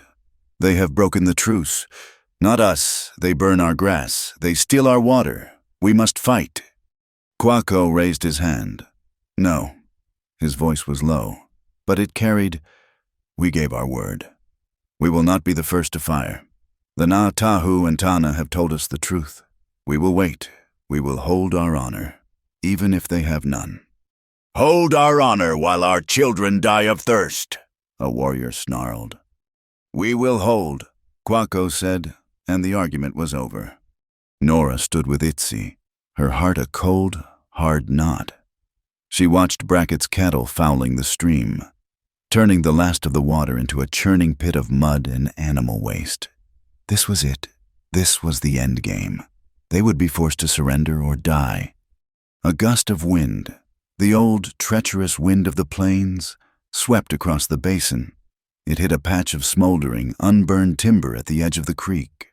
A small copse of cottonwoods the fire had missed but badly scorched. The embers, dead for a day, woke up. A branch exploded into flame. The dry leaves and grass, a pocket of fuel, ignited. A scream cut through the tense silence of the camp. A group of children, 4 of them, had been down by the creek, trying to fill water skins before the cattle reached the last clear pool. They were trapped. The new, sudden fire blocked their path back to the camp, and the terrified, surging cattle blocked their path to the south. Nora saw it. Tana saw it at the same moment. They did not speak. They did not wait for orders. They ran. They sprinted toward the creek, toward the smoke. It was a mirror, a terrible echo of the raid on the fort. But this time, they ran together, toward the fire. We will circle. Tana shouted over the roar of the new flames and the bawling of the cattle. The bank is lowest to the west. They ran, plunging into the acrid, choking smoke. The children were huddled on the muddy bank, screaming, the flames crackling not 20 feet from them. Tana reached them first. He grabbed the 2 smallest, lifting them, pushing them toward Nora. Take them, go! Nora seized their hands. Run! She screamed, pulling them back the way they had come, her lungs on fire. She shoved them up the bank, out of the immediate danger. She turned back. Tana was coming, cajoling the other 2, who were frozen in terror. The smoke was a solid, blinding wall. Nora plunged back in. Tana! She found him. He was on one knee, coughing, one of the children in his arms. The other was lost in the smoke. Get him out, Tana ordered, his voice a raw gasp. Not without you, she yelled, grabbing the child. She pulled the boy toward the air. She could hear the crackle of Pike's men's saddles. The soldiers were watching the entire thing. Nora pushed the child to safety and turned for the last time. The smoke was too much. The world, which had been gray and orange, turned black. Her lungs seized. The ground came up to meet her. She was falling. She felt a moment of despair. She had failed. Then, strong arms were around her. He was there. He had found the last child. and now he was coming back for her. He lifted her as if she weighed nothing. He put his head down and charged, carrying her, his body a shield against the heat. He stumbled out of the smoke, the child under one arm, Nora in the other, and collapsed on the ashen ground, coughing, gasping for the clean air. A terrible silence fell over the basin. The Comanche stared. The soldiers on the ridge stared. Brack and his men, sitting on their horses, stared. Lieutenant Harlan Pike rode his horse forward, his revolver drawn. He stopped 20 yards from the small, coughing group. "It is over, Savage. You are under arrest, for truce breaking, for kidnapping, for arson." Sheriff Amos was there, just behind Pike, a small posse of pale-faced settlers with him. They had come to witness the surrender. "He did not—" Nora gasped, pushing herself up on one elbow. "Be silent, traitor," Pike snapped. Nora stood. She was covered in soot, her clothes singed, her hair a wild mat. She was shaking, not from fear, but from a rage so pure it burned away her weakness. "He," she said, her voice a raw croak, pointing at Tana, "just saved 4 children from a fire you and your men started." "That is a lie," Pike shouted. "You have no proof. The ledger is gone." Brackett rode up beside Pike, his face a mask of smug satisfaction. "It is over, girl. You lost."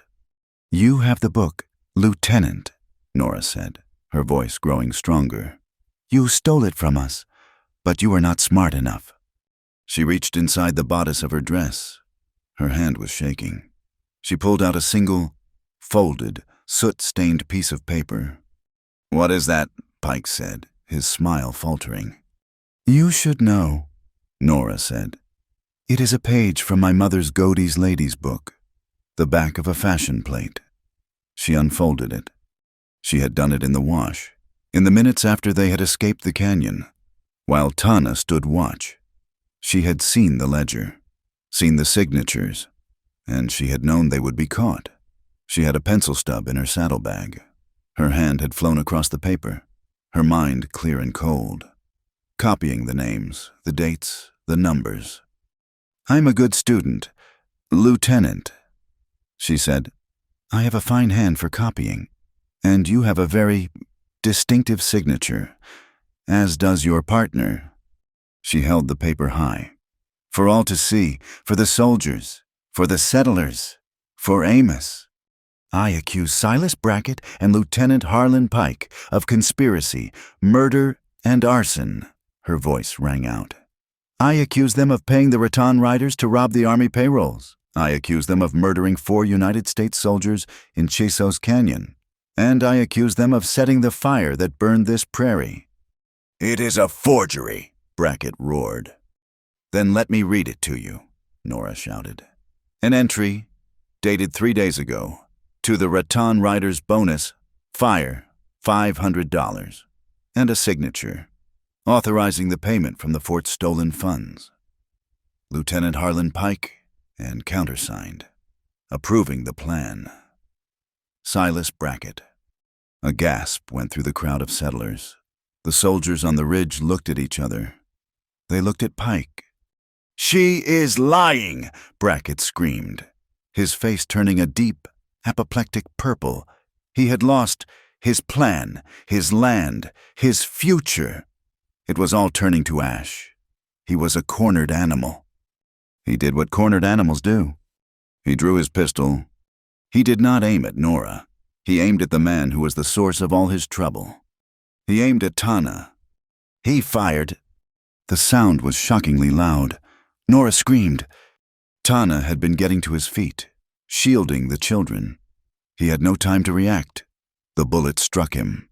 It tore through the flesh of his upper arm, spinning him around. He fell to one knee, his hand clasping the bleeding wound, his face a mask of shock and pain. It was the last lie. It was the final truth. Every eye in the basin, Comanche soldier and settler, had seen it. They had seen Silas Brackett, the victim of the raids, shoot the unarmed man who had just saved 4 children from a fire. Pike sat frozen on his horse, his face ashen. He had lost his men. "No more," a voice said. It was quiet, but it was absolute. Sheriff Amos rode his horse forward, pushing past Pike.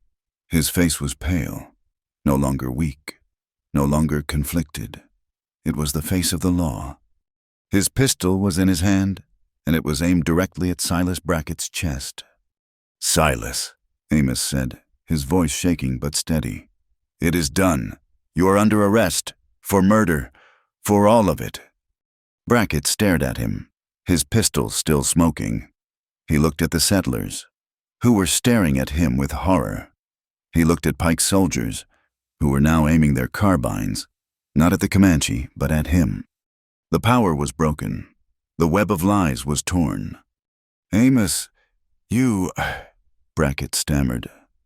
"Drop the gun, Silas," Amos said, "or I will." A thick, heavy silence settled over the burned basin. It was broken only by the low groans of Silas Brackett's cattle and the quiet, ragged coughing of the children saved from the fire. Tana was on his knees, his hand clamped over the bloody ruin of his upper arm. Nora rushed to him, her hands stained with soot and smoke, hovering over the wound. Useless.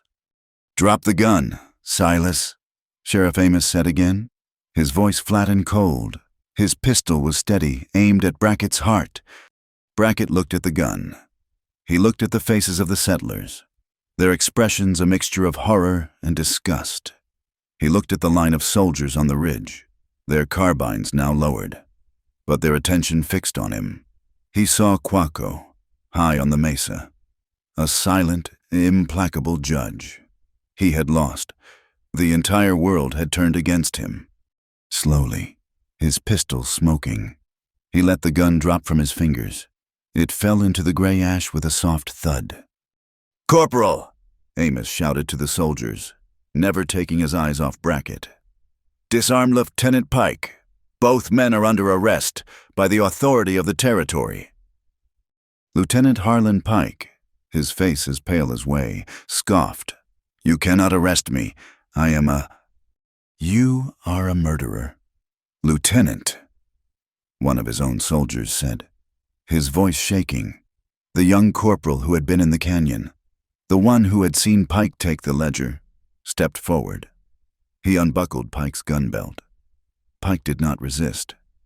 He was frozen, his mind unable to process the total collapse of his authority. Itzi, Tana's grandmother, came forward with two other Comanche women. They pushed Nora gently aside and began to tend to Tana's wound, their movements deft and practiced, using dried herbs from a pouch and a strip of clean linen. "We will have this settled," Amos declared, his voice ringing in the sudden quiet. "Here, now." It was not a trial of laws written in books 1,000 miles east. It was a prairie trial, a court of survivors, held in the ashes. The settlers formed a grim semicircle. The soldiers dismounted, standing guard over their own lieutenant. Quaco and his warriors watched from the ridge, a silent, powerful jury. "Nora Hayes," Amos said, "you will make your accusation to all of us." Nora stood, her legs shaking from the smoke and the fear, but her voice was clear. She held the scorched, folded page from her mother's book. "I accuse Silas Brackett and Harlan Pike of conspiracy." She read from the page. Her voice, though raw, was steady. She read the dates. She read the amounts. She read the entry to the Raton Writer's bonus, fire, $500. She read the name, Harlan Pike, authorizing the payment. She read the countersignature, Silas Brackett.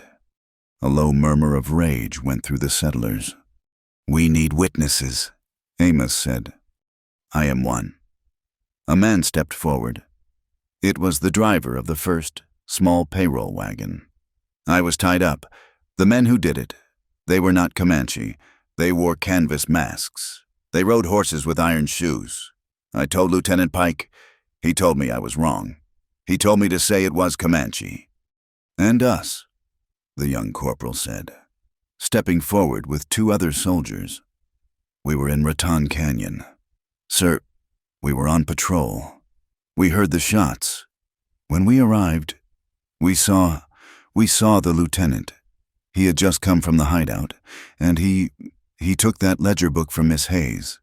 He threatened to shoot her if she did not give it to him. Then he told us we were to say we had seen nothing. All eyes turned to Pike. He stood, rigid, his lips pale. "I am a commissioned officer of the United States Army," Pike said, his voice a high, thin whine. "I acted under superior orders. I had authorization to secure this territory from hostile threats." "Whose orders, Lieutenant?" Amos asked, his voice like iron. "My orders were clear, my command." Pike's defense was cut short by a new sound, a single rider, not from the fort, but from the east. He was on a cavalry mount, but his uniform was caked with the dust of a long, hard ride. The horse was lathered, its sides heaving. He was a courier, and he looked half dead. He pulled his horse to a sliding stop, his eyes wide at the scene. He saw the armed Comanche, the disarmed lieutenant, the crowd. "What is—" "I am looking for Lieutenant Harlan Pike." The courier panted, pulling a sealed oilskin packet from his satchel. "I have an urgent dispatch from Department Command in Austin." Pike's eyes lit with a sudden, desperate hope. "Here," he shouted. "I am Pike. Give it to me." He snatched the packet from the courier's hand, his fingers fumbling with the seal. "You see," he crowed at Amos, a wild, triumphant look on his face. "You see my authorization." He tore the paper open. He read it. The color drained from his face. It did not just turn pale. It turned a sick, greenish white. The paper fluttered in his hand. "What does it say, Lieutenant?" Amos asked, his voice quiet. Pike could not speak. He was shaking, his eyes fixed on the paper as if it were a coiled snake. Amos took the dispatch from Pike's nerveless fingers. He held it up and read it to the silent crowd. "To Lieutenant H. Pike, Fort Mason, your repeated unauthorized requisitions for special operations funds are hereby denied. Your field reports of widespread insurrection are deemed unsubstantiated. You are hereby ordered to cease all offensive operations and confine your troops to the fort. You will remain at your post pending a full inquiry by a board of officers. Signed, General C. C. Auger, Department Command." A total, complete silence fell. "He never had orders?" Nora whispered. It echoed in the quiet. "He acted alone," Amos said. "He murdered his own men. He started a war. For this." He nodded at Brackett. Pike looked broken. He had been exposed, not just as a criminal, but as a fool. Silas Brackett, however, was not broken. He was an animal, and he had been watching. In that moment of profound, shocked silence, as every eye was on the telegram in Amos's hand, Brackett moved. Nora's father, Jedediah Hayes, was standing at the edge of the crowd, his face a mask of shame and horror, tears streaming down his cheeks. He was the closest to Brackett. Before the guards could react, Brackett lunged. He was a big man, and shockingly fast. He shoved the corporal aside and seized Jedediah Hayes, wrapping a thick arm around his throat. From his boot, he pulled a small, two-shot Derringer. He pressed the muzzle to Jedediah's temple. "Back off!" Brackett roared, his voice a desperate thunder. "All of you back off or I will blow his head from his shoulders." Nora screamed. "Father!" Amos raised his pistol. "Silas, do not be a fool. It is over." "It is not over," Brackett bellowed, dragging Jed backward. "Get me a horse, a fresh horse. Now I will kill him. Amos, I swear to God I will." Nora was already moving, running toward her own pony. Tana was on his feet, his face pale from blood loss, but his eyes were black with fire. Itzy had bound his arm tightly, stopping the bleeding. He grabbed the reins of his own horse. "Tana, you are wounded," Nora cried, swinging onto her pony's bare back. "He has your father," Tana said, his voice a low rasp. He vaulted onto his horse, his wounded arm held tight to his chest. Brackett reached his own horse, which a settler had been holding. He threw Jedediah across the saddle, his arm still locked around his neck. He fired a single, wild shot from the derringer into the crowd, making them scatter. He kicked the horse's ribs, and the animal leaped forward, galloping hard for the Badlands, for the maze of canyons to the west. Nora and Tana were right behind him. They were the only two. The soldiers and the posse were left in the dust, scrambling for their own mounts. The chase was desperate. Brackett's horse was strong, but it was carrying two men. Tana's and Nora's ponies were faster, bred for the high plains. They gained ground, the sound of their horses' hooves echoing off the canyon walls as they plunged into the high, broken country. Brackett was heading for Thunder Canyon, a deep, sheer-walled chasm that Nora knew was a dead end. He was cornered, and he was going to make his stand. They burst into the Box Canyon. It ended in a sheer, 200-foot wall of red rock. Brackett reined his horse in so hard it screamed. He threw Jedediah from the saddle. Jed collapsed on the rocks, sobbing, a pathetic, broken figure. Brackett dismounted, pulling his horse around to use as a shield. He rested the tiny derringer on the saddle, his hands shaking. "That is far enough, girl. That is far enough. You savage." Nora and Tana pulled up, 50 yards away, their horses panting. "It is over, Silas!" Nora shouted, her voice echoing in the narrow space. "There is nowhere to run." "It is over when I say it is." Brackett's eyes were wild, his fine suit covered in ash and horse sweat. You did this to me. I had it all. I had the land, the fort, everything. And you ruined it."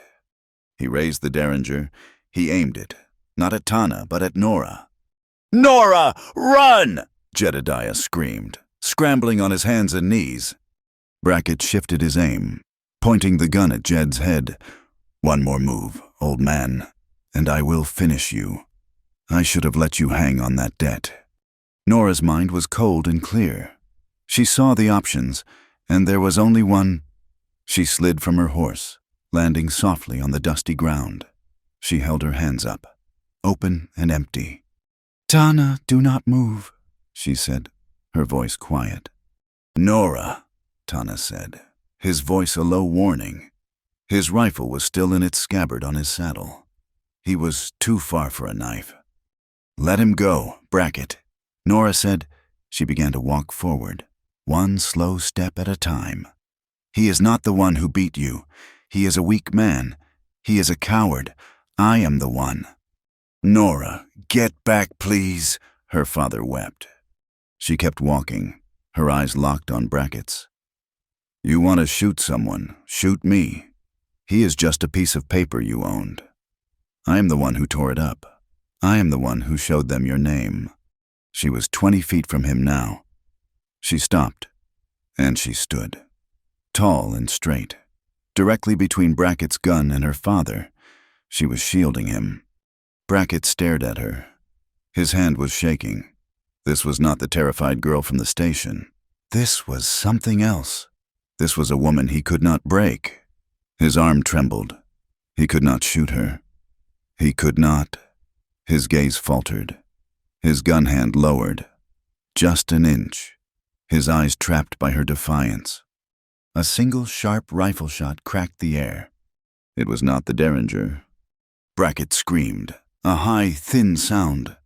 The derringer exploded from his grasp, a cloud of splinters and metal. He collapsed against his horse, clutching his right hand, which was now a bloody, mangled ruin. Nora spun. Tana sat on his horse, his face pale as death, his father's heavy carbine smoking in his one good hand. He had drawn it, aimed it, and fired, all with his left arm, a shot that was impossible. Brackett was on his knees, howling, disarmed. Nora ran to her father, pulling him to his feet. Tana rode forward, his carbine now resting on his saddle, aimed at Brackett's head. It was done. They rode back slowly, Tana weak and swaying, Nora holding her father, and Brackett bound, his hand wrapped in a dirty cloth. When they reached the basin, the scene was quiet, tense. Amos, with 2 men, rode out to meet them. He took charge of the prisoner, his face grim. "It is finished," Amos said. Nora dismounted, helping Tana from his horse. He was barely conscious. Pike was still standing where they had left him, guarded by the corporal. His face was no longer pale. It was dark with a bottomless, acidic rage. He had lost everything. His career, his honor, his freedom. He saw Nora holding the copied page, helping the savage. He saw the source of his ruin. He moved. He was a desperate, dying animal. He lunged, not for his own pistol, but for the carbine in the corporal's hands. He tore it free before the stunned soldier could react. He swung the rifle up, not at Tana, but at Nora. She was the witness. She held the proof. "Die, you!" he screamed. He never finished the word. A single, heavy .45 caliber shot boomed through the basin. It was not Tana. Lieutenant Harlan Pike stood frozen for a second. A look of profound, almost comical surprise crossed his face.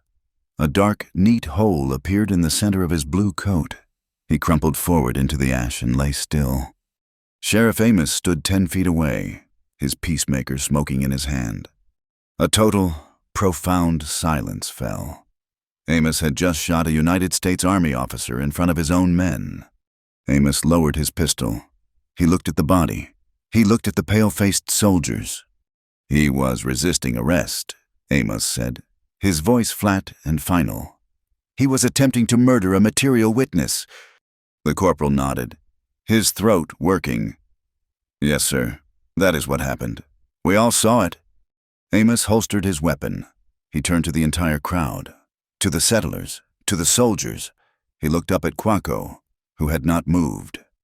"The truce," Amos said, his voice carrying to every person. "It was broken by Silas Brackett, by Harlan Pike, not by the Nemina. The investigation is over." He looked at Nora, and she held up the small, stained paper. Amos nodded. "The evidence will be sealed for the trial in Austin." He looked back at the settlers. "As the law in this territory, I say the truce holds, the peace holds." A murmur of agreement went through the crowd. "Aye," one of the settlers said, "the peace holds." Quaco, on the ridge, raised his hand high. It was not a sign of war. It was a sign of acknowledgement. The community, white and Comanche, had spoken.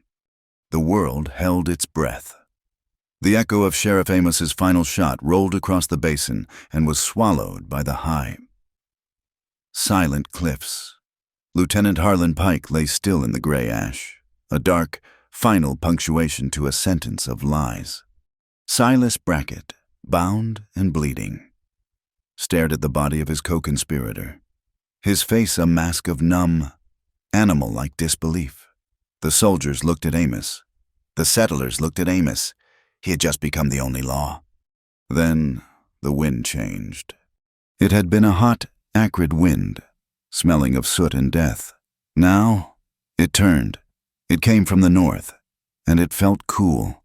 It carried a new smell, the sharp, electric scent of ozone and wet stone.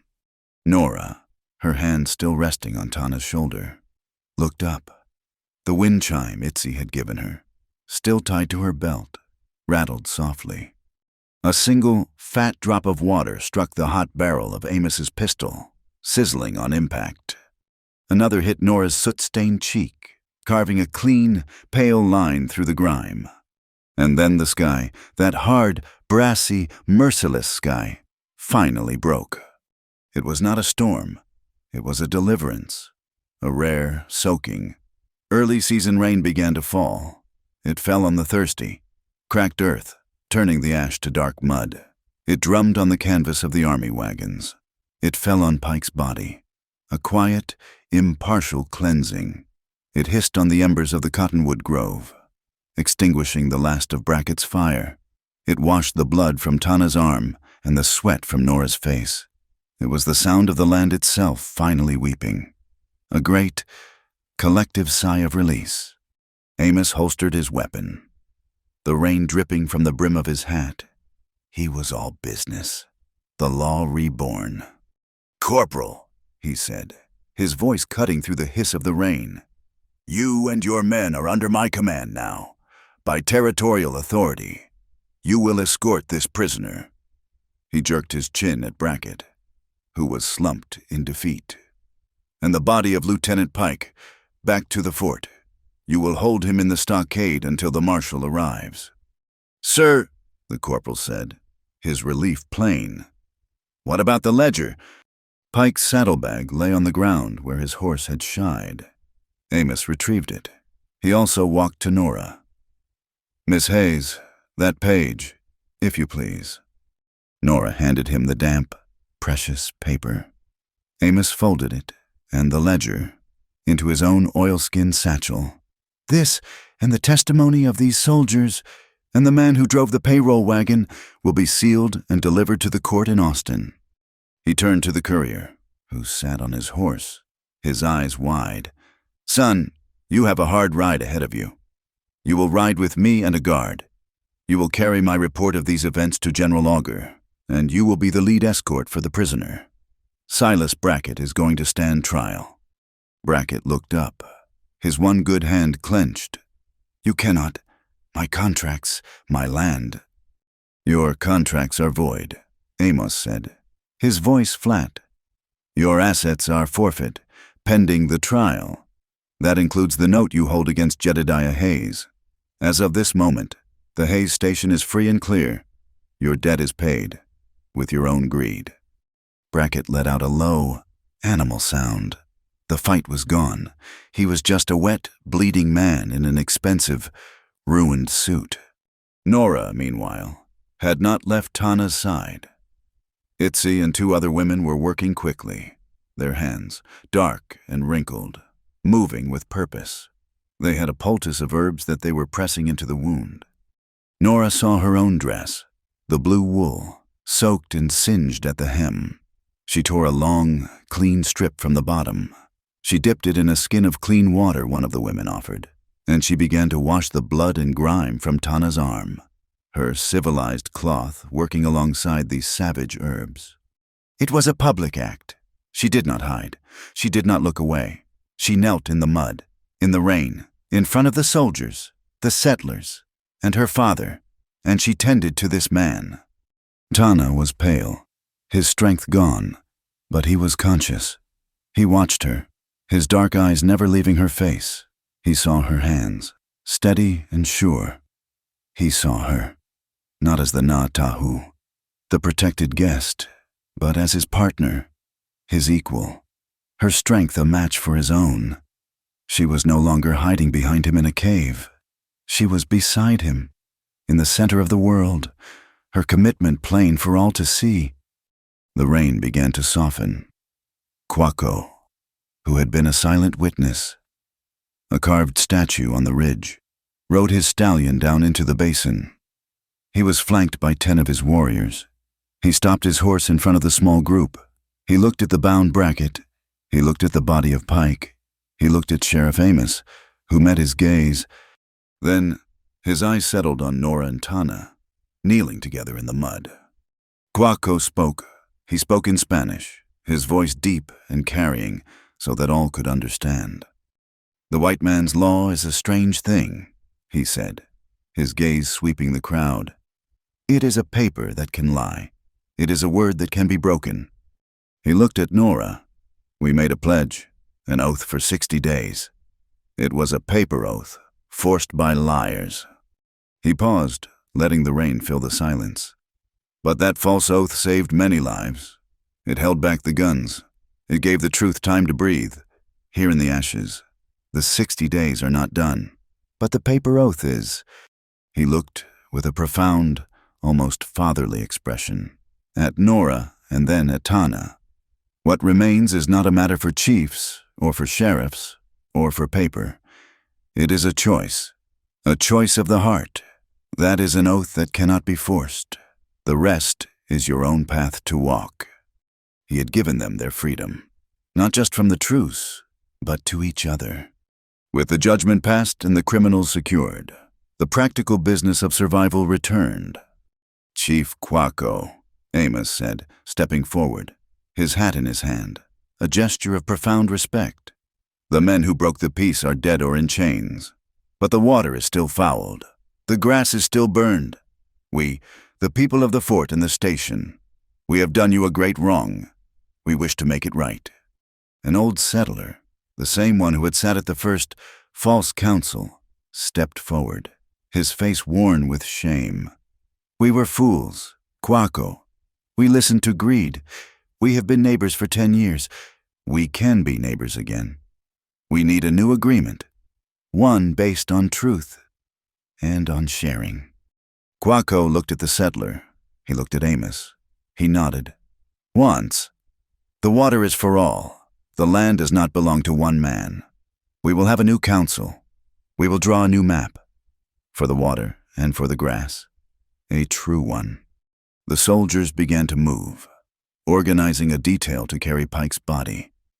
Securing Brackett, the settlers began to murmur. The tension of war replaced by the weary business of rebuilding. In all of this, Jedediah Hayes had stood apart, a ghost in the rain. Watching, he had seen his daughter's accusation, her bravery. He had seen her ride into Thunder Canyon to save him. He had seen her stand between him and Brackett's gun. He had seen her tenderness as she cared for the Comanche warrior, a tenderness he had never earned.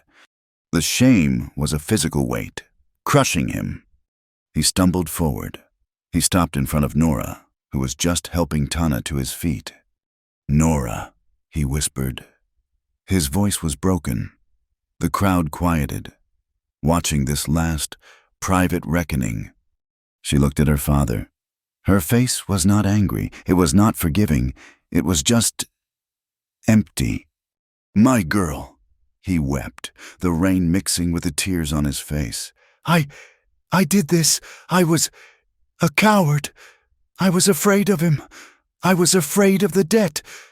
He sank to his knees in the wet ash, his shoulders heaving. "I signed the paper. Nora, I sold you. I sold my own daughter to save myself. I failed your mother. I failed you. I am so sorry." He was a broken, pathetic man. Nora looked down at him. She looked at Tana, who was leaning on her, his good arm around her waist for support. She looked at Quaco.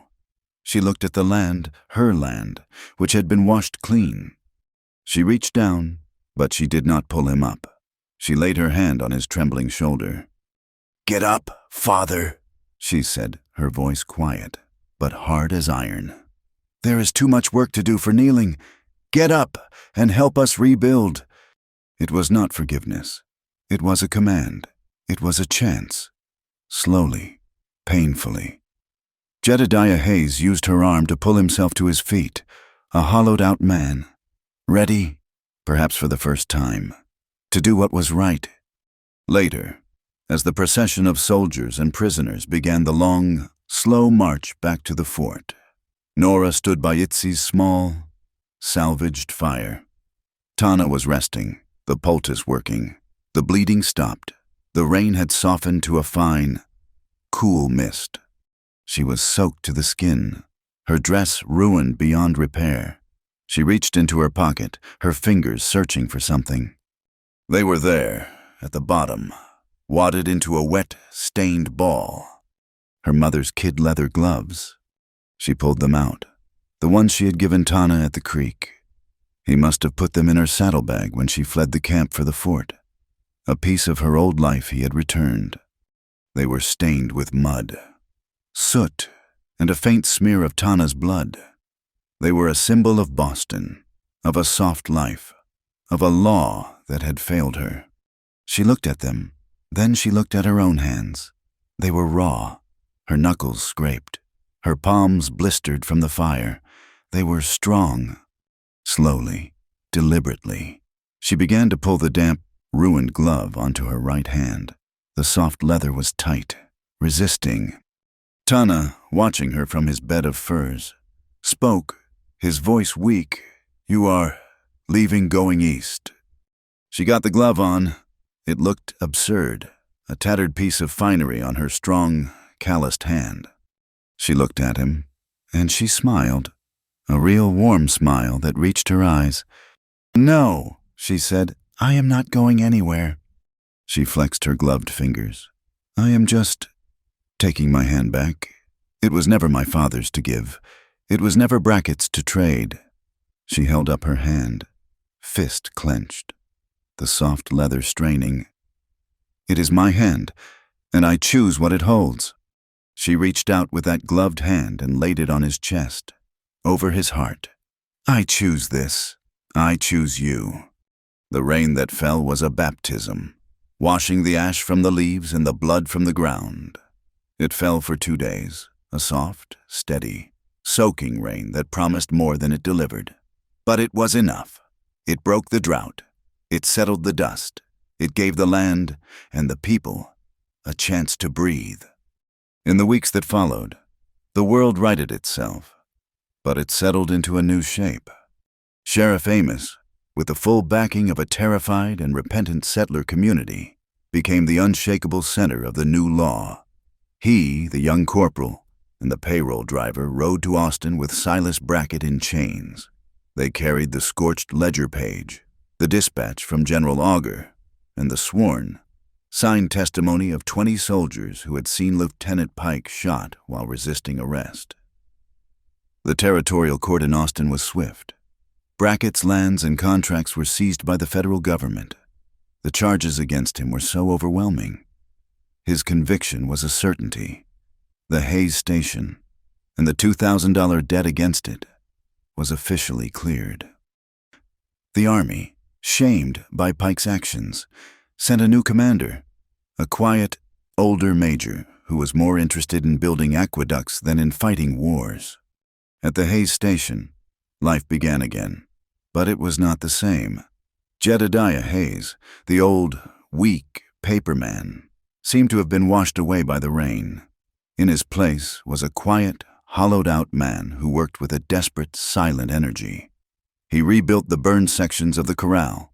He re-roofed the station, his hands, once soft, becoming cracked and calloused. He spoke little, but he worked from sunup to sundown, as if labor itself were a form of prayer, a way to rebuild his own ruined soul. Nora stayed with him, but she did not belong to him. She belonged to the station, and she belonged to the man healing in the large teepee that had been erected behind the sod house. Tana healed slowly. The bullet had torn the muscle, and the wound had been deep. Itzy and the other Comanche women moved into the station yard, their camp a small, protected island of buckskin and cedar smoke. Itzy directed his healing, but Nora was her apprentice. She learned to grind the herbs. She learned to clean the wound. She learned the Comanche words for water, pain, and rest. She and Tana spoke, not of the future or of the terror they had faced, but of small things, the new grass, which was already pushing up, a shocking, vibrant green through the black ash, the taste of the clean rainwater, the way the wind sounded, now that it was no longer an enemy. The 60 days of the false truce were almost over.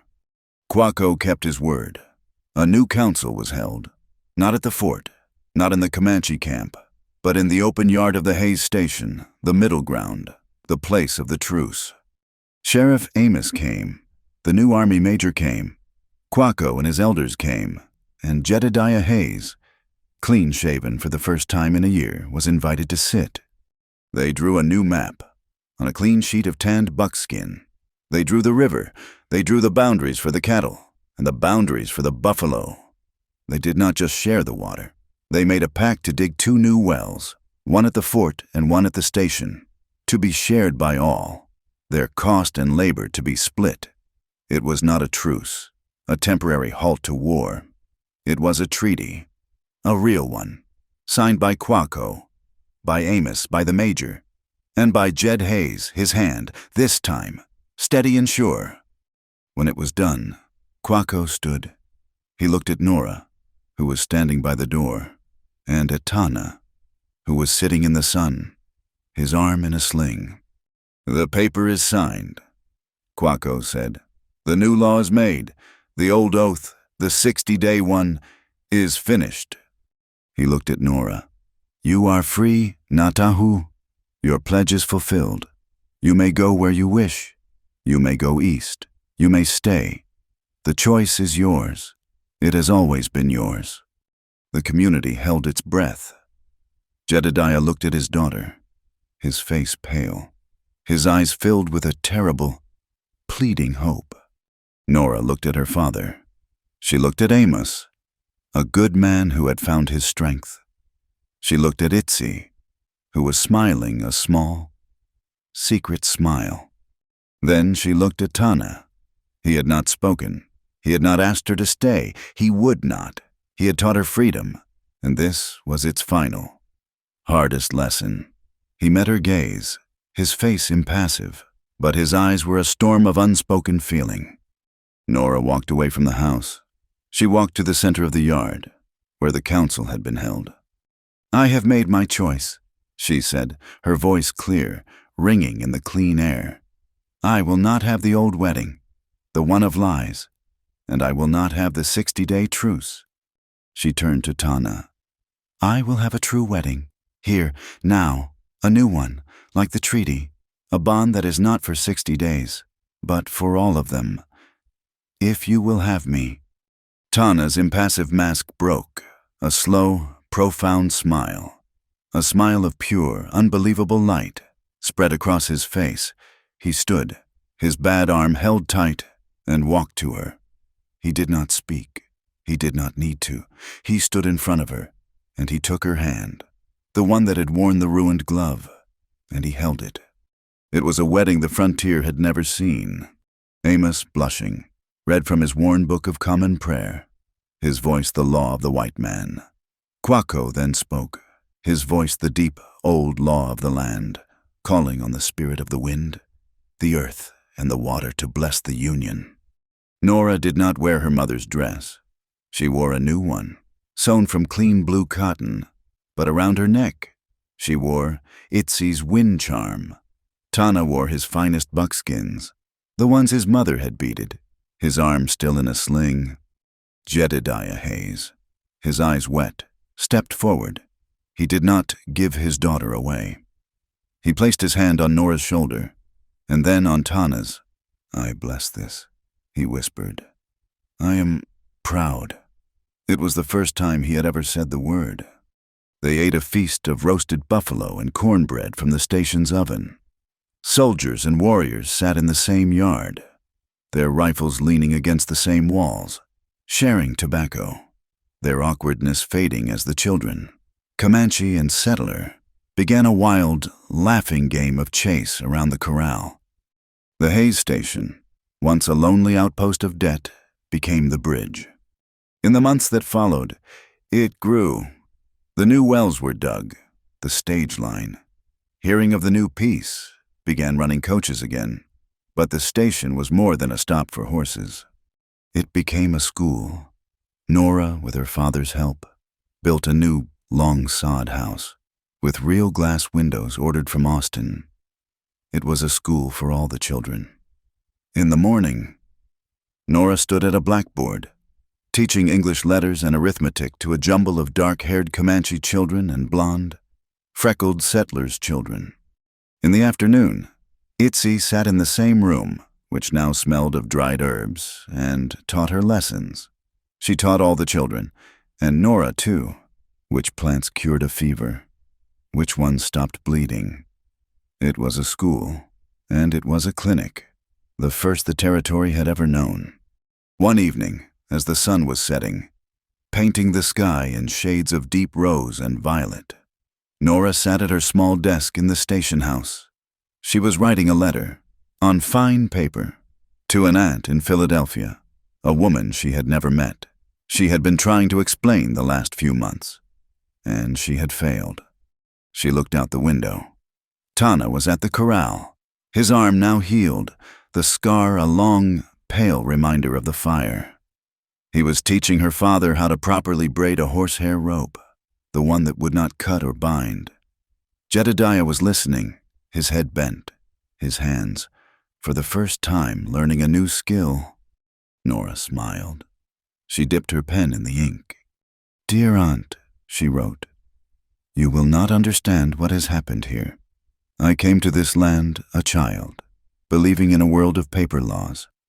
I was sold, like property, and my hand was given in a bargain I did not make. I thought I had lost everything." She paused, the sound of children's laughter, a mix of Comanche and English, drifting from the yard. "I was wrong," she continued. "I did not lose my hand. I only lost an innocent one. In its place, I have found a courageous heart." The next day, Tana took her high onto the mesa, the place where he had first watched the hawk, the place where he had first seen the false tracks. The land below was no longer black. It was covered in a carpet of new green grass. "Look," he said, his voice quiet. He pointed to the north. She squinted. At first, she saw nothing. Then, she saw it. A dark, moving shadow. A river of brown.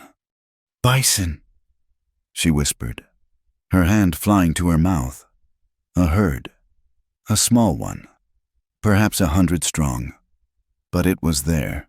They were moving south, following the old paths, returning to the healed land.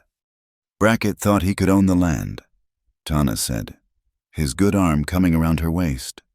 Pike thought he could conquer it. They did not understand. He knelt, just as he had done by the creek, and he pressed his palm flat against the living earth. "We do not keep the land by force. We keep the land by keeping our word, to the earth and to each other." That night, Nora stood on the new porch of the station house.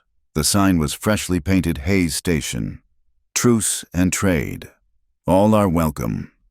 The wind was blowing, a cool, gentle breath from the north. It carried the scent of water and new grass, hanging from a beam above her head. The small soapstone wind charm Itzy had given her spun and rang, a single, clear, sweet note. From the schoolhouse, she could hear the sound of her father, reading aloud from one of her mother's books to a sleepy group of children. Tana came and stood beside her. He did not speak, but she leaned her head against his shoulder. Her hand, the one that had been lost and found his. They stood together, watching the last of the purple light fade from the sky. A man and a woman of the New West, their future as uncertain as the frontier, but one they would, at last, choose together. Thank you so much for listening to this story. We would love to know where in the world you are listening from. So please share your city or country in the comments below. It is always amazing to see how these tales travel. If you enjoyed this journey, please consider subscribing to our channel, Wild West Tales, and give this video a like. And if you really want to support us, hit that hype button. It helps more than you know and allows these stories to be heard by so many more. Thank you again.